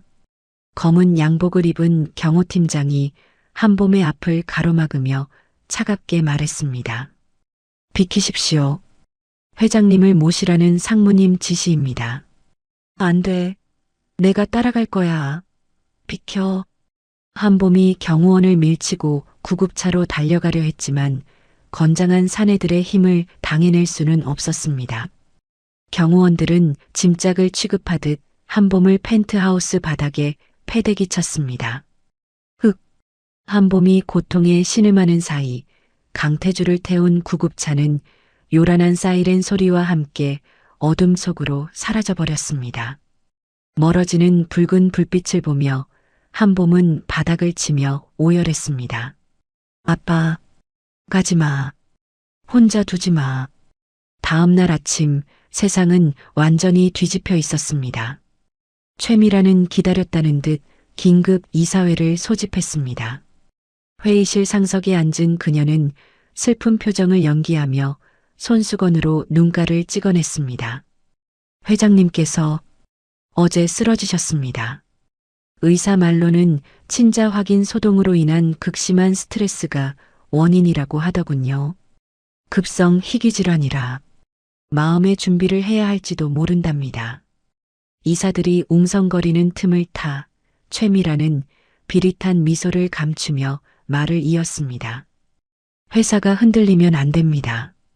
비상경영체제에 돌입해야죠. 제 아들 강준혁 이사를 비상대책위원장으로 추대합니다. 동시에 언론에는 최미란이 뿌린 보도자료가 도배되었습니다. TK그룹 회장 혼수 상태, 원인은 혼외자 딸의 무리한 요구, 포장마차녀 강봄 유산 노리고 접근했나, 충격 진실, 어제까지만 해도 현대판 신데렐라라고 칭송받던 한봄은 하루아침에 페르나이자 사기꾼으로 매도되었습니다. 대중은 자극적인 뉴스에 열광하며 한봄에게 돌을 던지기 시작했습니다. 펜트하우스 현관 앞, 한봄은 멍한 표정으로 도어락 번호키를 누르고 있었습니다. 하지만 돌아오는 건 경고음 뿐이었습니다. 비빅, 비빅. 왜 안 열리지? 아빠가 알려준 번호인데. 그때 현관문이 벌컥 열리더니 강준혁이 잠옷 차림으로 나타났습니다. 그는 한봄을 보며 킬킬거렸습니다. 아직도 상황 파악이 안 되나 보네. 비밀번호 바꿨어. 여긴 이제 우리 집이거든. 한봄이 문틈을 잡고 버텼습니다. 비켜. 내 짐 챙겨서 나갈 거야. 아빠 약이랑 내 옷들이 안에 있다고. 강준혁이 한봄의 손을 쳐내며 비웃었습니다. 내 짐? 네가 올 때 뭘 가지고 왔는데? 몸뚱어리 하나 달랑 왔잖아. 그 옷도 그 목걸이도 다 우리 아버지가 사준 거잖아. 꼬우면 다 벗고 나가든가. 이 나쁜 자식아. 한봄이 달려들려 하자 뒤에 있던 경호원들이 한봄을 들어 올려 복도 밖으로 질질 끌고 나갔습니다. 나, 이거 놓으라고. 엘리베이터 문이 닫히기 전 강준혁은 손을 흔들며 외쳤습니다. 잘 가라, 짝퉁 동생. 다신 보지 말자. 펜트하우스 1층 로비 밖으로 내동댕이 쳐진 한봄은 맨발이었습니다. 어제 파티 때 신었던 하이힐은 벗겨진 지 오래였죠. 차가운 대리석 바닥의 냉기가 발바닥을 타고 온몸으로 퍼졌습니다. 설상가상으로 로비에 설치된 대형 TV 뉴스 화면이 눈에 들어왔습니다. 속보, 강태주 회장의 비서실장 공금 횡령 혐의로 긴급 체포. 화면 속에서 수갑을 차고 끌려가는 비서실장의 모습이 보였습니다. 한봄의 손발이 되어줄 유일한 사람마저 최미란의 덫에 걸린 것입니다. 실장님, 한봄은 주먹을 꽉 쥐고 병원으로 달리기 시작했습니다. 택시를 탈 돈도 휴대폰도 펜트하우스에 두고 온 상태였습니다. 찢어진 스타킹과 헝클어진 머리로 도심을 질주하는 그녀를 사람들이 손가락질하며 수군거렸습니다. 저 여자, 뉴스에 나온 그 여자 아니야? 맞네. 회장 쓰러지게 만든 그 딸. 숨이 턱끝까지 차올라 병원에 도착했지만 입구는 이미 건장한 사내들이 철통같이 지키고 있었습니다. 비키세요. 우리 아빠 여기 있잖아요. 한 번만 보게 해줘요. 한봄이 경호원들에게 매달려 애원했지만 그들은 한봄을 벌레 보듯하며 바닥으로 밀쳐버렸습니다. 잡상인 출입 금지입니다. 돌아가세요. 아빠 소리 들리잖아. 나왔어. 봄이 왔다고. 한봄이 목이 터져라 소리쳤지만 병원 문은 굳게 닫혀 열리지 않았습니다. 아스팔트 바닥에 주저앉은 한봄의 무릎에서 피가 배어나왔습니다. 그때 한봄의 주머니에 있던 비서실장의 명함 뒤에 적힌 번호로 공중전화가 걸려왔습니다. 누군가 하고 받았지만 들려오는 목소리는 최미란이었습니다. 꼴이 아주 볼만하구나. 어때? 다시 밑바닥으로 떨어진 기분이? 한봄이 수화기를 꽉 움켜쥐며 소리쳤습니다. 당신이지? 아빠한테 무슨 짓을 한 거야? 멀쩡하시던 분이 갑자기 왜 쓰러지냐고. 최미란이 우아하게 웃으며 대답했습니다. 글쎄다. 네가 속 썩여서 그런 거라니까 그러네.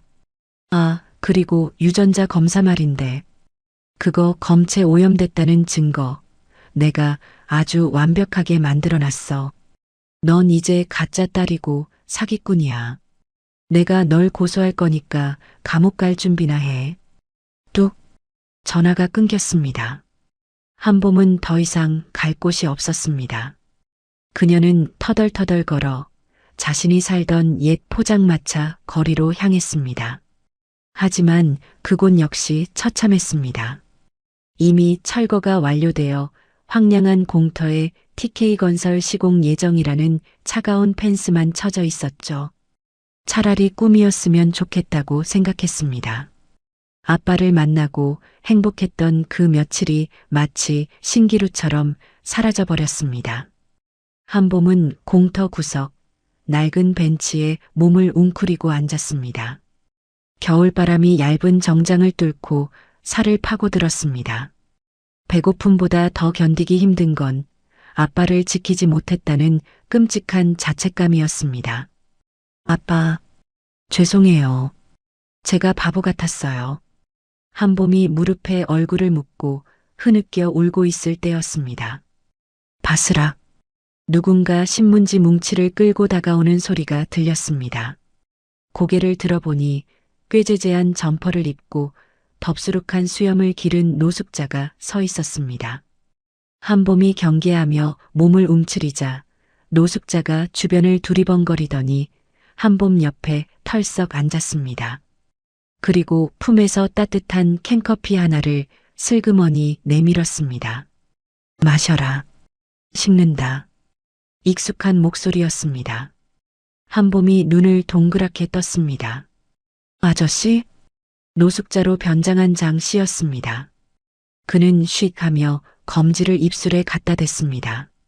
목소리 낮춰. 최미란이 푼 놈들이 쫙 깔렸다. 장 씨는 한봄의 헝클어진 머리를 안쓰럽게 바라보며 말했습니다. 이대로 무너질 거냐?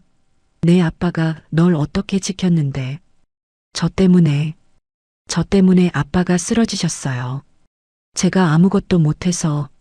장 씨가 한봄의 손에 캔커피를 쥐어주며 단호하게 말했습니다. 자책할 시간 없어. 회장님, 최미란이 독살하려 한 거다. 지금 병원에 계신 회장님 목숨이 오늘 내일에. 네가 구해야 한다. 독살이요? 한봄의 눈빛이 흔들렸습니다. 회장님이 쓰러지기 전 만약의 사태를 대비해 두신 게 있다. 펜트하우스 안방 금고에 최미란의 이중장부랑 비자금 내역, 그리고 장 씨가 잠시 뜸을 들이더니 말을 이었습니다. 회장님이 최미란을 의심해서 몰래 모아둔 진짜 약이랑 해독제가 있다. 최미란이 약을 바꿔치기 했다는 결정적인 증거야. 한봄이 절망적인 표정으로 고개를 저었습니다. 하지만 거길 어떻게 들어가요? 비밀번호도 다 바뀌었고 안방 금고는 강준혁이나 최미란 지문 없으면 안 열리잖아요. 아니, 회장님이 널 믿고 남겨둔 열쇠가 하나 있다. 장 씨의 시선이 한봄의 목을 향했습니다. 한봄이 무의식적으로 목걸이 펜던트를 만지작거렸습니다. 이 목걸이요? 그때 아빠 강태주가 목걸이를 걸어주며 했던 말이 뇌리를 스쳤습니다. 봄아, 이건 단순한 선물이 아니야. 너를 지켜줄 부적이다. 절대 몸에서 떼지 마라. 한봄은 떨리는 손으로 목걸이를 풀러 펜던트를 자세히 살펴보았습니다. 단순한 장식인 줄 알았던 펜던트 뒷면에 아주 미세한 홈이 파여 있었습니다. 그리고 펜던트 뚜껑을 살짝 비틀자 그 안에 쌀알만한 마이크로 칩이 숨겨져 있었습니다. 장 씨가 고개를 끄덕였습니다. 그게 마스터키다. 회장님이 최후의 수단으로 만들어두신 백도어 키지. 그걸 금고 센서에 갖다 대면 지문 인식 없이도 열릴 거다. 한봄의 눈에 다시 생기가 돌기 시작했습니다. 하지만 문제는 접근 방법이었습니다. 펜트하우스는 지금 요새나 다름없었으니까요. 장 씨가 품에서 구겨진 전단지 한 장을 꺼내 보여주었습니다. TK그룹 회장 쾌유기원 강준혁 비대위원장 취임 축하 파티. 오늘 밤이다. 최미란이 아들 취임을 축하한다고 펜트하우스에서 파티를 연다더구나. 외부 출장 뷔페 업체가 들어갈 거야. 유명 셰프들을 불렀다는데. 강준혁 그놈 입맛 까다로운 거 알지? 한봄이 입술을 깨물며 전단지를 노려보았습니다. 네, 알죠. 싸구려 입맛인 주제에 비싼 척하는 거. 한봄은 눈물을 쓱 닦아내고 자리에서 일어났습니다. 흑투성이가 된 얼굴이었지만 눈빛만은 포장마차를 지키던 그날처럼 매섭게 빛나고 있었습니다. 아저씨, 저 좀 도와주세요. 아빠가 가르쳐준 레시피. 그 맛을 낼 수 있는 건 세상에 저뿐이에요. 그걸로 놈들 눈을 속이고 들어갈 거예요. 장 씨가 씩 웃으며 캔커피를 들이켰습니다. 그래, 그 눈빛이지. 연수 씨 딸답다. 가자. 시간이 없다. 차가운 바람이 부는 공터. 한봄은 펜트하우스가 있는 마천루를 올려다보았습니다. 꼭대기층에서 반짝이는 불빛이 마치 자신을 비웃는 듯 했습니다. 한봄은 목걸이를 다시 목에 걸며 주먹을 꽉 쥐었습니다. 기다려, 최미란. 그리고 강준혁. 내 손으로 끌어내려 줄 테니까. 한봄의 그림자가 어둠 속에서 길게 뻗어나갔습니다. 반격의 서막이 오르고 있었습니다. 그날 밤 TK 펜트하우스 주방은 전쟁터가 따로 없었습니다. 출장 뷔페 업체 직원들이 산더미 같은 식자재를 나르느라 정신없이 뛰어다니고 있었죠. 그 틈바구니 속에 마스크와 모자를 푹 눌러 쓴 한봄이 섞여 있었습니다. 그녀는 장 씨가 구해준 헐렁한 조리복을 입고 묵묵히 칼질을 하고 있었습니다. 야, 거기 막내. 육수 아직 안 끓었어? 동작이 왜 이렇게 굼떠? 총괄 주방장이 고함을 치자 한봄은 고개를 숙이며 대답했습니다. 죄송합니다. 금방 하겠습니다. 한봄은 끓고 있는 육수통을 저으며 입술을 깨물었습니다. 이 육수는 평범한 고기 육수가 아니었습니다. 강태주가 알려준 비법, 그러니까 멸치와 디포리를 볶아 비린내를 날리고 무와 파 뿌리를 넣어 시원함을 극대화한 포장마차표 육수였죠. 그때 주방 문이 벌컥 열리며 강준혁이 비틀비틀 들어왔습니다. 술 냄새가 진동했습니다. 야, 주방장 어딨어? 강준혁이 접시 하나를 바닥에 내동댕이 쳤습니다.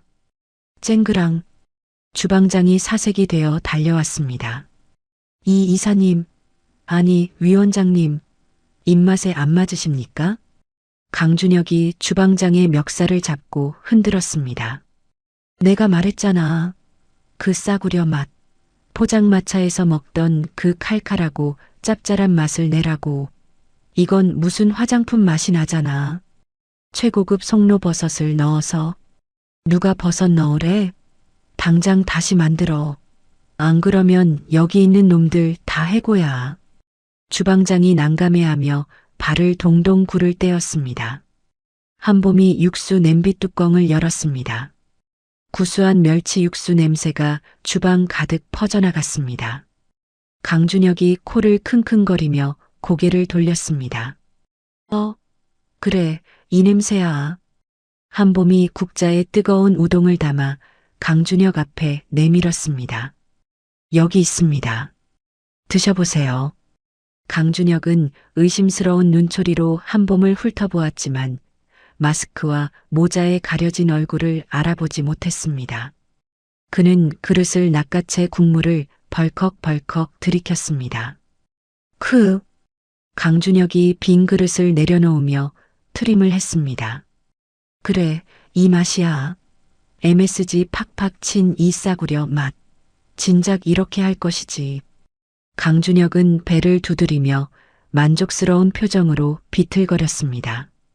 아이고 배부르다. 난 가서 잘 테니까 손님들 갈 때까지 깨우지 마. 강준혁이 주방을 나가 2층 침실로 올라가자 한봄은 주방장에게 뒷정리를 하겠다고 둘러대고 슬그머니 뒷문으로 빠져나왔습니다. 한봄은 세탁실 배관을 타고 2층 테라스 난간으로 기어 올라갔습니다. 찬바람이 불어와 손이 얼어붙을 것 같았지만 아빠를 생각하며 이를 악물고 버텼습니다. 2층 안방 창문은 다행히 조금 열려 있었습니다. 한봄은 고양이처럼 소리 없이 방 안으로 잠입했습니다.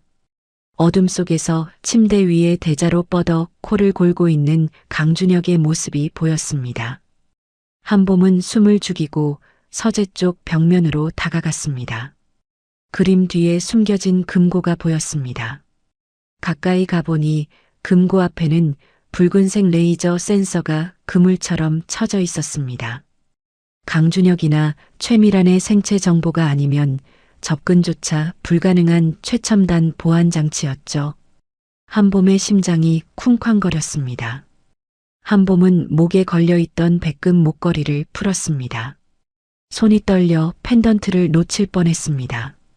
제발 아빠 말이 맞기를. 한봄은 펜던트 뒷면의 뚜껑을 열고 그 안에 숨겨진 쌀알만한 마이크로 칩을 꺼냈습니다. 그리고 조심스럽게 금고 패널 옆에 있는 비상 단자에 칩을 갖다 댔습니다.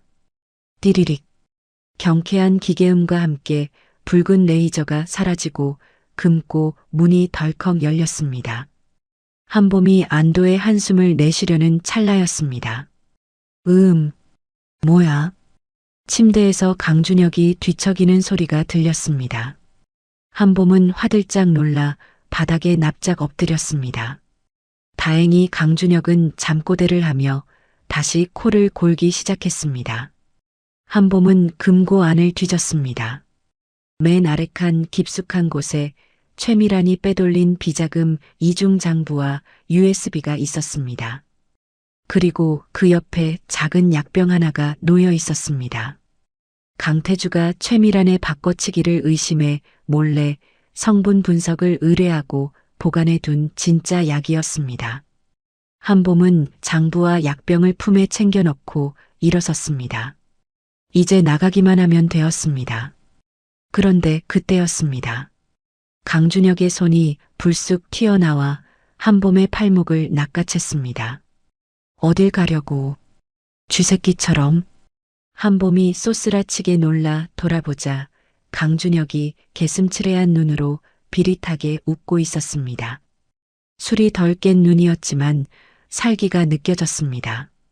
너 가짜 동생 아니야? 내 우동 끓여준 놈이 너였냐? 강준혁이 침대에서 몸을 일으키며 한봄의 팔을 꺾으려 했습니다. 이거 나 놓으라고. 어딜 도망가. 엄마한테 이를 거야. 도둑년 잡았다고. 위기의 순간 한봄의 손이 주머니에 닿았습니다. 아까 주방에서 챙겨온 것이었습니다. 한봄은 주머니에 있던 굵은 소금 한 줌을 강준혁의 얼굴에 힘껏 뿌렸습니다. 아! 내 눈. 강준혁이 눈을 감싸쥐며 비명을 지르자 한봄은 망설임 없이 강준혁의 명치를 팔꿈치로 가격했습니다. 흑! 강준혁이 꼬꾸라지며 침대 위로 쓰러져 기절했습니다. 한봄은 창문을 활짝 열고 1층 화단으로 뛰어내렸습니다. 나뭇가지에 긁혀 다리가 찢어졌지만 아픔을 느낄 새도 없었습니다. 펜트하우스 담장 너머 어둠 속에서 오토바이 엔진 소리가 들렸습니다. 장씨였습니다. 타라. 꽉 잡아. 한봄이 뒷좌석에 올라타자마자 오토바이가 굉음을 내며 질주했습니다. 밤 공기가 칼날처럼 뺨을 스쳤습니다. 강태주가 입원한 병원에 도착했을 땐 이미 자정이 넘은 시각이었습니다. 병원 로비와 복도에는 여전히 최미란이 심어둔 경호원들이 배치되어 있었습니다. 장 씨가 오토바이에서 내리며 윙크를 했습니다. 내가 시선을 끌 테니까 넌 비상계단으로 올라가. 3분 뒤에 정전될 거다. 장 씨가 병원 뒤편 변전실 쪽으로 사라지고 잠시 후 퍼펑 변전실에서 작은 폭발음이 들리더니 병원 전체의 불이 꺼졌습니다. 뭐야? 정전이야? 비상 발전기 돌려. 경호원들이 우왕좌왕하는 사이 한봄은 어둠을 틈타 비상계단을 미친 듯이 뛰어 올라갔습니다. 12층 VIP 병동까지 단숨에 올라간 그녀는 숨을 헐떡이며 강태주의 병실 문을 열었습니다. 다행히 병실을 지키던 간호사도 정전 때문에 밖으로 나가 자리를 비운 상태였습니다. 비상등의 희미한 불빛 아래 산소호흡기에 의지한 채 누워있는 강태주의 모습이 보였습니다. 며칠 사이 반쪽이 된 얼굴을 보니 한봄의 가슴이 미어지는 것 같았습니다. 아빠. 한봄은 울음을 삼키며 강태주의 팔에 꽂힌 링거팩을 확인했습니다. 투명해야 할 수액이 기분 나쁜 탁한 색을 띠고 있었습니다. 최미란이 주입한 독극물이 섞인 수액이었습니다. 한봄은 떨리는 손으로 링거줄을 잠그고 팩을 제거했습니다. 이것은 최미란의 살인 미수 증거가 될 것이었습니다. 그리고 금고에서 가져온 진짜 약을 식염수 팩에 섞어 새 링거줄에 연결했습니다. 한봄이 강태주의 차가운 손을 잡고 뺨에 비비며 기도했습니다. 아빠, 제발 일어나세요. 제가 왔어요. 봄이가 왔어요. 시간이 얼마나 흘렀을까요? 비상전력이 가동되어 병실에 다시 불이 들어오기 시작했습니다. 그때 강태주의 손가락이 미세하게 꿈틀거렸습니다. 한봄이 숨을 멈추고 강태주의 얼굴을 바라보았습니다.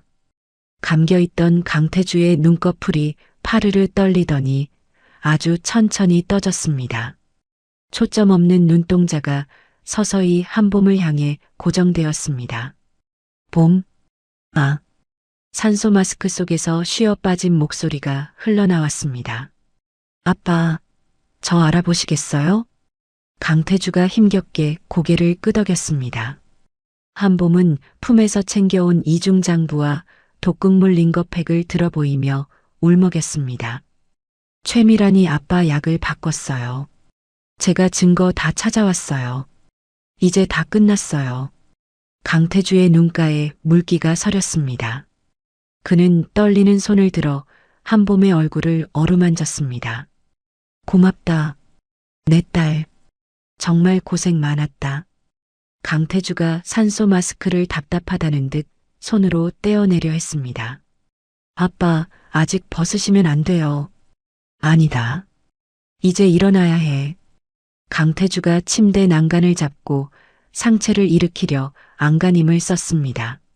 식은 땀이 비 오듯 흘렀지만 그의 눈빛만은 맹수처럼 형형하게 빛나고 있었습니다. 오늘 주주총회가 열리는 날이지? 최미란이 나를 해임시키려고 할 게다. 네. 오늘 오전 9시예요. 시간 얼마 안 남았어요. 강태주가 한봄의 손을 꽉 잡으며 결연하게 말했습니다. 그곳이 내 마지막 전장이다. 봄아, 네가 나를 그곳으로 데려다다오. 내 두 발로 걸어서 그 여자의 죄를 물어야겠다. 다음 날 아침 9시 TK그룹 본사 대회의실. 주주총회장은 긴장감이 감돌았습니다. 최미란은 상석에 앉아 여유로운 표정으로 주주들을 둘러보았습니다. 여러분, 비통하지만 회장님의 건강 상태가 회복 불가능하다는 소견을 받았습니다. 회사를 위해서라도 결단을 내려야 할 때입니다. 단상 옆 스크린에는 강태주의 병상 사진이 띄워져 있었습니다. 주주들은 침통한 표정으로 고개를 끄덕였습니다. 강준혁은 옆자리에서 선글라스를 낀 채 어젯밤 소금 공격으로 눈이 퉁퉁 부었기에 거만하게 다리를 떨고 있었습니다. 사회자가 마이크를 잡았습니다. 그럼 강태주 회장 해임안 및 강준혁 비상대책위원장 선임안에 대한 투표를 시작하겠습니다. 찬성하시는 주주님들은 손을 들어. 최미란의 입가에 승리의 미소가 번지는 순간이었습니다. 쾅! 굳게 닫혀있던 회의장 문이 굉음과 함께 양쪽으로 활짝 열렸습니다. 모든 사람의 시선이 문 쪽으로 쏠렸습니다. 최미란이 짜증스러운 표정으로 소리쳤습니다. 누구야? 회의 중에 감히. 하지만 문 앞에 서 있는 사람을 확인한 순간 최미란은 들고 있던 몽블랑 만년필을 바닥에 떨어뜨리고 말았습니다. 강태주? 휠체어에 앉은 강태주가 싸늘한 눈빛으로 최미란을 노려보고 있었습니다. 그리고 그 휠체어를 밀고 있는 사람은 깔끔한 정장 차림의 한봄이었습니다. 장내는 찬물을 끼얹은 듯 고요해졌습니다. 강태주가 휠체어에서 천천히, 아주 천천히 몸을 일으켰습니다. 한봄이 옆에서 그를 부축했습니다. 강태주는 비틀거렸지만 끝내 두 발로 꼿꼿이 섰습니다. 그리고 마이크가 없어도 쩌렁쩌렁 울리는 목소리로 일갈했습니다. 누가 내 허락도 없이 내 장례식을 치르고 있나? 최미란의 얼굴이 백지장처럼 하얗게 질렸습니다. 강준혁은 입을 벌린 채 멍하니 서 있을 뿐이었습니다. 한봄이 강태주에게 마이크를 건네며 나직하게 말했습니다. 보여주세요, 회장님. 진짜 주인이 누구인지.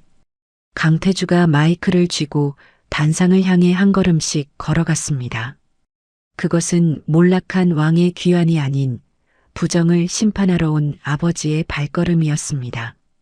휠체어에서 일어난 강태주 회장이 단상을 향해 걸음을 옮길 때마다 회의장 바닥을 울리는 구두 굼소리가 주주들의 심장을 두드리는 듯 했습니다. 최미라는 마치 귀신이라도 본 사람처럼 입을 벌린 채 굳어버렸죠. 그녀의 손에서 미끄러진 몽블랑 만년필이 바닥을 구르는 소리만이 정적을 깼습니다.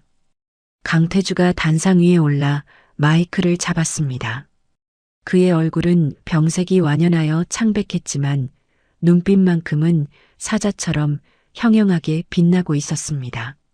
제 건강이 회복 불가능하다고요? 누가 그런 헛소리를 짓거립니까? 강태주의 호통에 최미란이 퍼뜩 정신을 차리고 소리쳤습니다. 이건 모함이에요. 회장님은 지금 제정신이 아니십니다. 약물 부작용으로 헛것을 보고 계신 거라고요. 경호원, 뭐해? 당장 회장님 모시고 나가. 하지만 경호원들은 누구도 움직이지 못했습니다. 강태주의 서슬 퍼런 기세에 압도당했기 때문이죠. 그때 강태주의 곁에 서 있던 한봄이 앞으로 나섰습니다. 약물 부작용이라고 하셨나요, 어머니?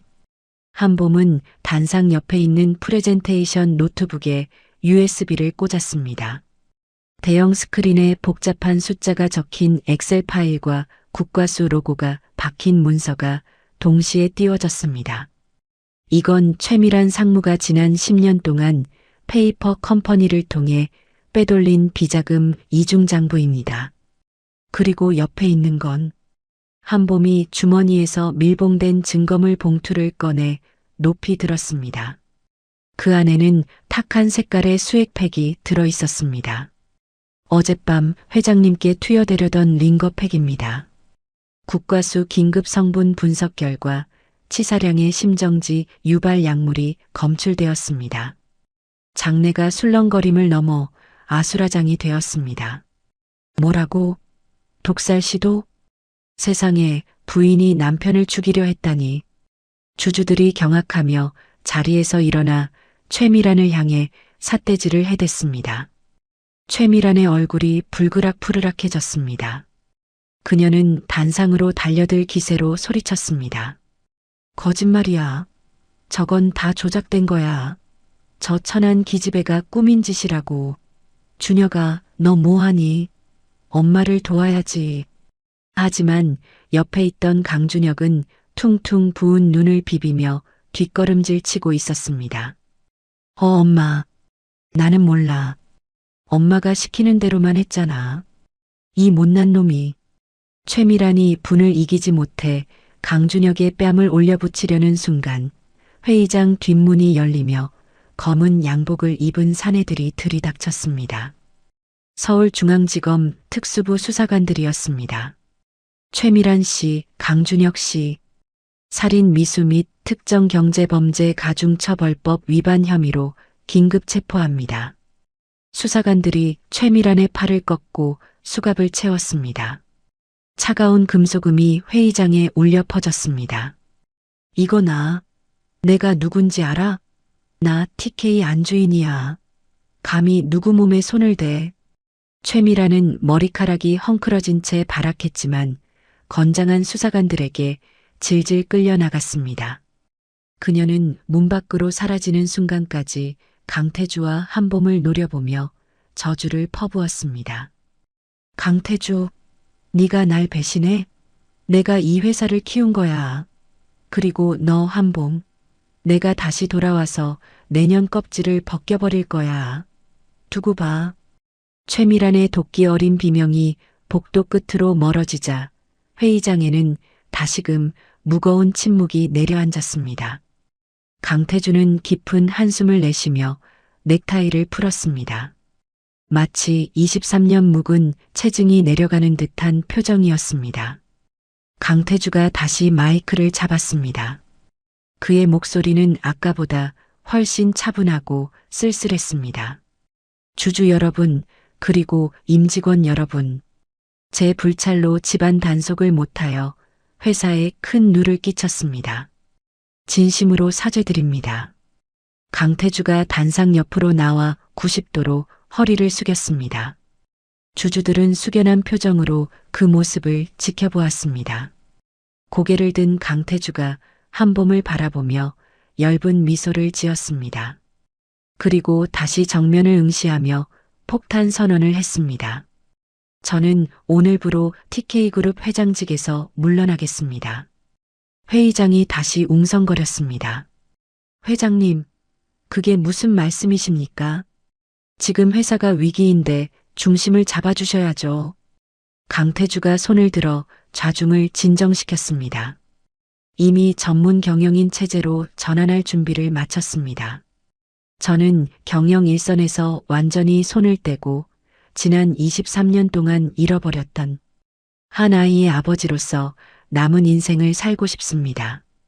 강태주의 따뜻한 시선이 한봄에게 머물렀습니다. 한봄의 눈시울이 붉어졌습니다. 그때 맨 앞줄에 앉아있던 원로 주주가 손을 들고 일어났습니다.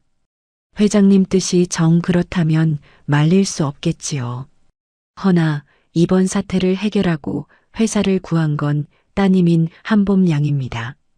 한봄 양이 후계자로서 경영 수업을 받는다면 우리 주주들도 안심할 수 있을 것 같습니다. 맞습니다. 그 배포와 위기 대처 능력이면 충분합니다. 여기저기서 동조하는 목소리가 터져나왔습니다. 모든 시선이 한봄에게 쏠렸습니다. 재벌 총수의 딸이자 회사를 구한 영웅, 단숨에 TK그룹의 차기 주인으로 올라설 수 있는 기회였습니다. 한봄이 강태주를 쳐다보았습니다. 강태주는 내 선택을 따르겠다는 듯 고개를 끄덕였습니다. 한봄이 마이크 앞으로 다가갔습니다. 그녀는 낡은 운동화 대신 신은 구두가 아직은 어색한 듯 발을 꼼지락거렸지만 표정은 그 어느 때보다 밝았습니다. 저를 좋게 봐주셔서 정말 감사합니다. 하지만 저는 거절하겠습니다. 주주들이 의아해하며 서로를 쳐다보았습니다. 제게는 경영보다 더 가슴 뛰는 일이 있습니다. 저는 서류 결제를 하는 것보다 맛있는 육수를 끓이고 손님들이 제가 만든 음식을 먹으며 웃는 모습을 볼 때 더 행복합니다. 한봄이 주먹을 불끈 쥐며 씩씩하게 말을 이었습니다. 아버지의 후광이 아닌 제 힘으로 바닥부터 시작해서 제 식당을 일굴 겁니다. 그게 진짜 강봄다운 거니까요. TK그룹은 전문 경영인분들께 맡기겠습니다. 대신 제가 만든 우동 드시러 오시면 서비스 많이 드릴게요. 한봄의 재치 있는 말에 회의장에 웃음꽃이 피었습니다. 강태주는 소리내어 웃으며 한봄의 어깨를 감싸 안았습니다. 들으셨죠? 제 딸이 저보다 훨씬 낫습니다. 주주들은 자리에서 일어나 강태주와 한봄에게 아낌없는 박수를 보냈습니다. 그것은 권력에 대한 욕심을 내려놓은 부녀를 향한 진심 어린 존경의 박수였습니다. 1년 후 겨울, 서울 명동의 거리에는 다시금 크리스마스 캐럴이 울려 퍼지고 있었습니다. 눈이 펑펑 쏟아지는 거리 한복판, 대형 전광판 뉴스에서 앵커의 목소리가 흘러나왔습니다. 오늘의 화제입니다. 청년 사업가 강봄 대표가 이끄는 퓨전 한식 브랜드 보민의 식탁이 해외 진출 1년 만에 100호점을 돌파했다는 소식입니다. 재벌가 상속을 포기하고 요식업계에 뛰어들어 신화를 쓰고 있는 그녀를 만나봤습니다. 화면 속 한봄은 셰프복을 입고 환하게 웃으며 인터뷰하고 있었습니다. 비결이요? 진심? 겉멋들지 않고 좋은 재료로 꽉 채우는 거요. 아, 그리고 저희 아버지의 특별 레시피 덕분이기도 하고요. 뉴스를 보던 행인들이 저 사람이 그 사람이지? 하며 수군거렸습니다. 하지만 정작 주인공인 한봄은 지금 가장 바쁜 시간을 보내고 있었습니다. 명동 본점 주방에서 그녀는 직원들과 함께 땀을 뻘뻘 흘리며 웍을 돌리고 있었죠. 대표님, 3번 테이블 불고기 파스타 하나 추가요. 오케이. 5분만 기다리세요. 한봄은 능숙하게 불쇼를 선보이며 요리를 완성했습니다. 그녀의 얼굴에는 기름과 땀이 묻어 있었지만 그 어떤 보석보다 반짝였습니다. 밤 10시 영업 마감 시간이 되었습니다. 한봄은 직원들을 먼저 퇴근시키고 서둘러 코트를 챙겨 입었습니다. 목에는 강태주가 선물했던 백금 목걸이가 여전히 걸려 있었습니다. 아, 늦었다. 아빠 잔소리 하시겠네. 한봄은 눈 내리는 거리로 뛰쳐나갔습니다. 그녀가 향한 곳은 화려한 펜트하우스가 아니었습니다. 1년 전 철거되었던 그 빈민가 공터였습니다. 하지만 이제 그곳은 황량한 공터가 아니었습니다. 눈 덮인 공터 한가운데 깔끔하고 예쁜 목조 포장마차 하나가 따스한 주황색 불빛을 밝히고 서 있었습니다. 간판에는 투박한 손글씨로 태준의 우동이라고 적혀 있었죠. 포장마차 안에서는 강태주가 앞치마를 두르고 어묵 국물을 적고 있었습니다. 예전에 날카롭던 회장의 모습은 온데간데 없고 눈가에 주름이 잡힌 영락없는 동네 아저씨의 모습이었습니다. 단골 손님인 택시 기사가 우동을 후루룩 들이키며 농담을 던졌습니다. 아이고 사장님, 오늘 국물은 좀 짠데 연애하시나? 강태주가 머쓱하게 웃으며 국자를 들었습니다. 허허, 그럴 리가요. 딸내미가 안 와서 마음이 급해서 그런가 봅니다. 그때 포장마차 문이 드르륵 열리며 찬바람과 함께 한봄이 들이닥쳤습니다. 아빠, 저 왔어요. 한봄이 빨개진 코를 훌쩍이며 들어오자 강태주의 얼굴에 화색이 돌았습니다. 오냐, 우리 사장님 오셨네. 왜 이렇게 늦었어? 오늘 손님이 너무 많아서요. 아, 배고파 죽겠다. 아빠, 저 우동 한 그릇만요. 계란 풀어서. 강태주는 알았다, 알았어. VIP 손님 주문 들어왔습니다. 하고 외치며 신나게 면을 삶기 시작했습니다. 한봄은 겉옷을 벗어 걸어두고 자연스럽게 앞치마를 둘렀습니다. 이리 주세요. 제가 할게요. 아빠는 저기 가서 쉬세요. 허리도 안 좋으시면서. 괜찮다니까. 내가 이래봬도 이 구역 우동 장인이야. 에이, 장인은 무슨. 저번에는 면 다 불어서 손님한테 혼났으면서. 두 사람은 좁은 주방에서 어깨를 부딪히며 티격태격했습니다. 떡볶이를 젓는 한봄의 손길과 팔을 써는 강태주의 칼질 소리가 경쾌한 리듬을 만들었습니다. 잠시 후 김이 모락모락 나는 우동 두 그릇을 사이에 두고 부녀가 마주 앉았습니다. 한봄이 국물을 한 모금 마시더니 눈을 동그랗게 떴습니다. 와, 오늘 국물 진짜 끝내주는데요? 인정. 강태주가 흐뭇하게 웃으며 한봄의 숟가락 위에 단무지를 올려주었습니다. 많이 먹어라. 볼살이 다 빠졌네. 강태주는 맛있게 먹는 딸의 모습을 턱을 괴고 바라보았습니다. 창밖에는 한방눈이 소리 없이 쌓이고 있었고 포장마차 안은 난로의 온기와 두 사람의 웃음소리로 가득 찼습니다. 강태주가 창밖을 보며 혼잣말처럼 중얼거렸습니다. 눈이 이렇게 많이 오는데 하나도 안 춥구나.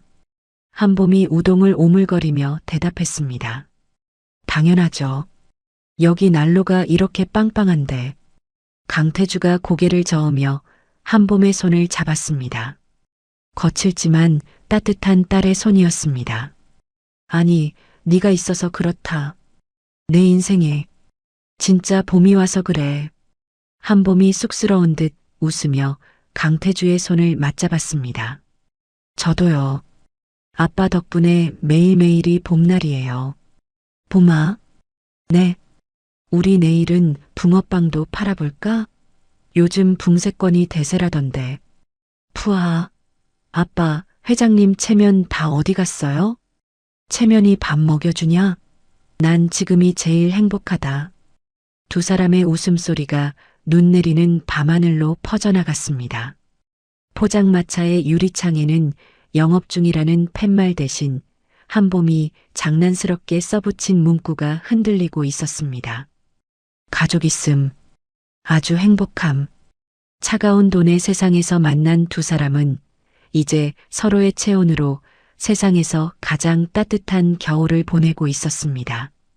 차가운 돈에 성을 뒤로하고 투박하지만 따뜻한 우동 한 그릇의 행복을 선택한 강태주와 보미의 이야기 어떠셨나요? 진정한 복수는 나를 괴롭힌 사람을 무너뜨리는 것에서 끝나는 게 아니라 보란 듯이 내가 가장 행복해지는 것으로 완성된다는 것을 두 사람이 보여준 것 같습니다. 화려한 드레스보다 땀 묻은 앞치마가, 차가운 펜트하우스보다 온기 가득한 포장마차가 훨씬 더 아름다울 수 있다는 사실도 말이죠. 세상이 아무리 춥고 매섭게 몰아쳐도 서로의 언손을 녹여줄 단 한 사람만 있다면 그곳이 바로 천국이자 봄날일 것입니다. 오늘 하루 고단했던 여러분의 마음에도 봄이네 포차의 우동 국물 같은 따스한 위로가 전해졌기를 바랍니다. 부디 여러분의 삶에도 늘 따뜻한 봄날만 깃들기를 응원하겠습니다. 이야기를 끝까지 들어주신 분이 계시다면 잘 들었다고 댓글 하나만 남겨주세요. 감사합니다.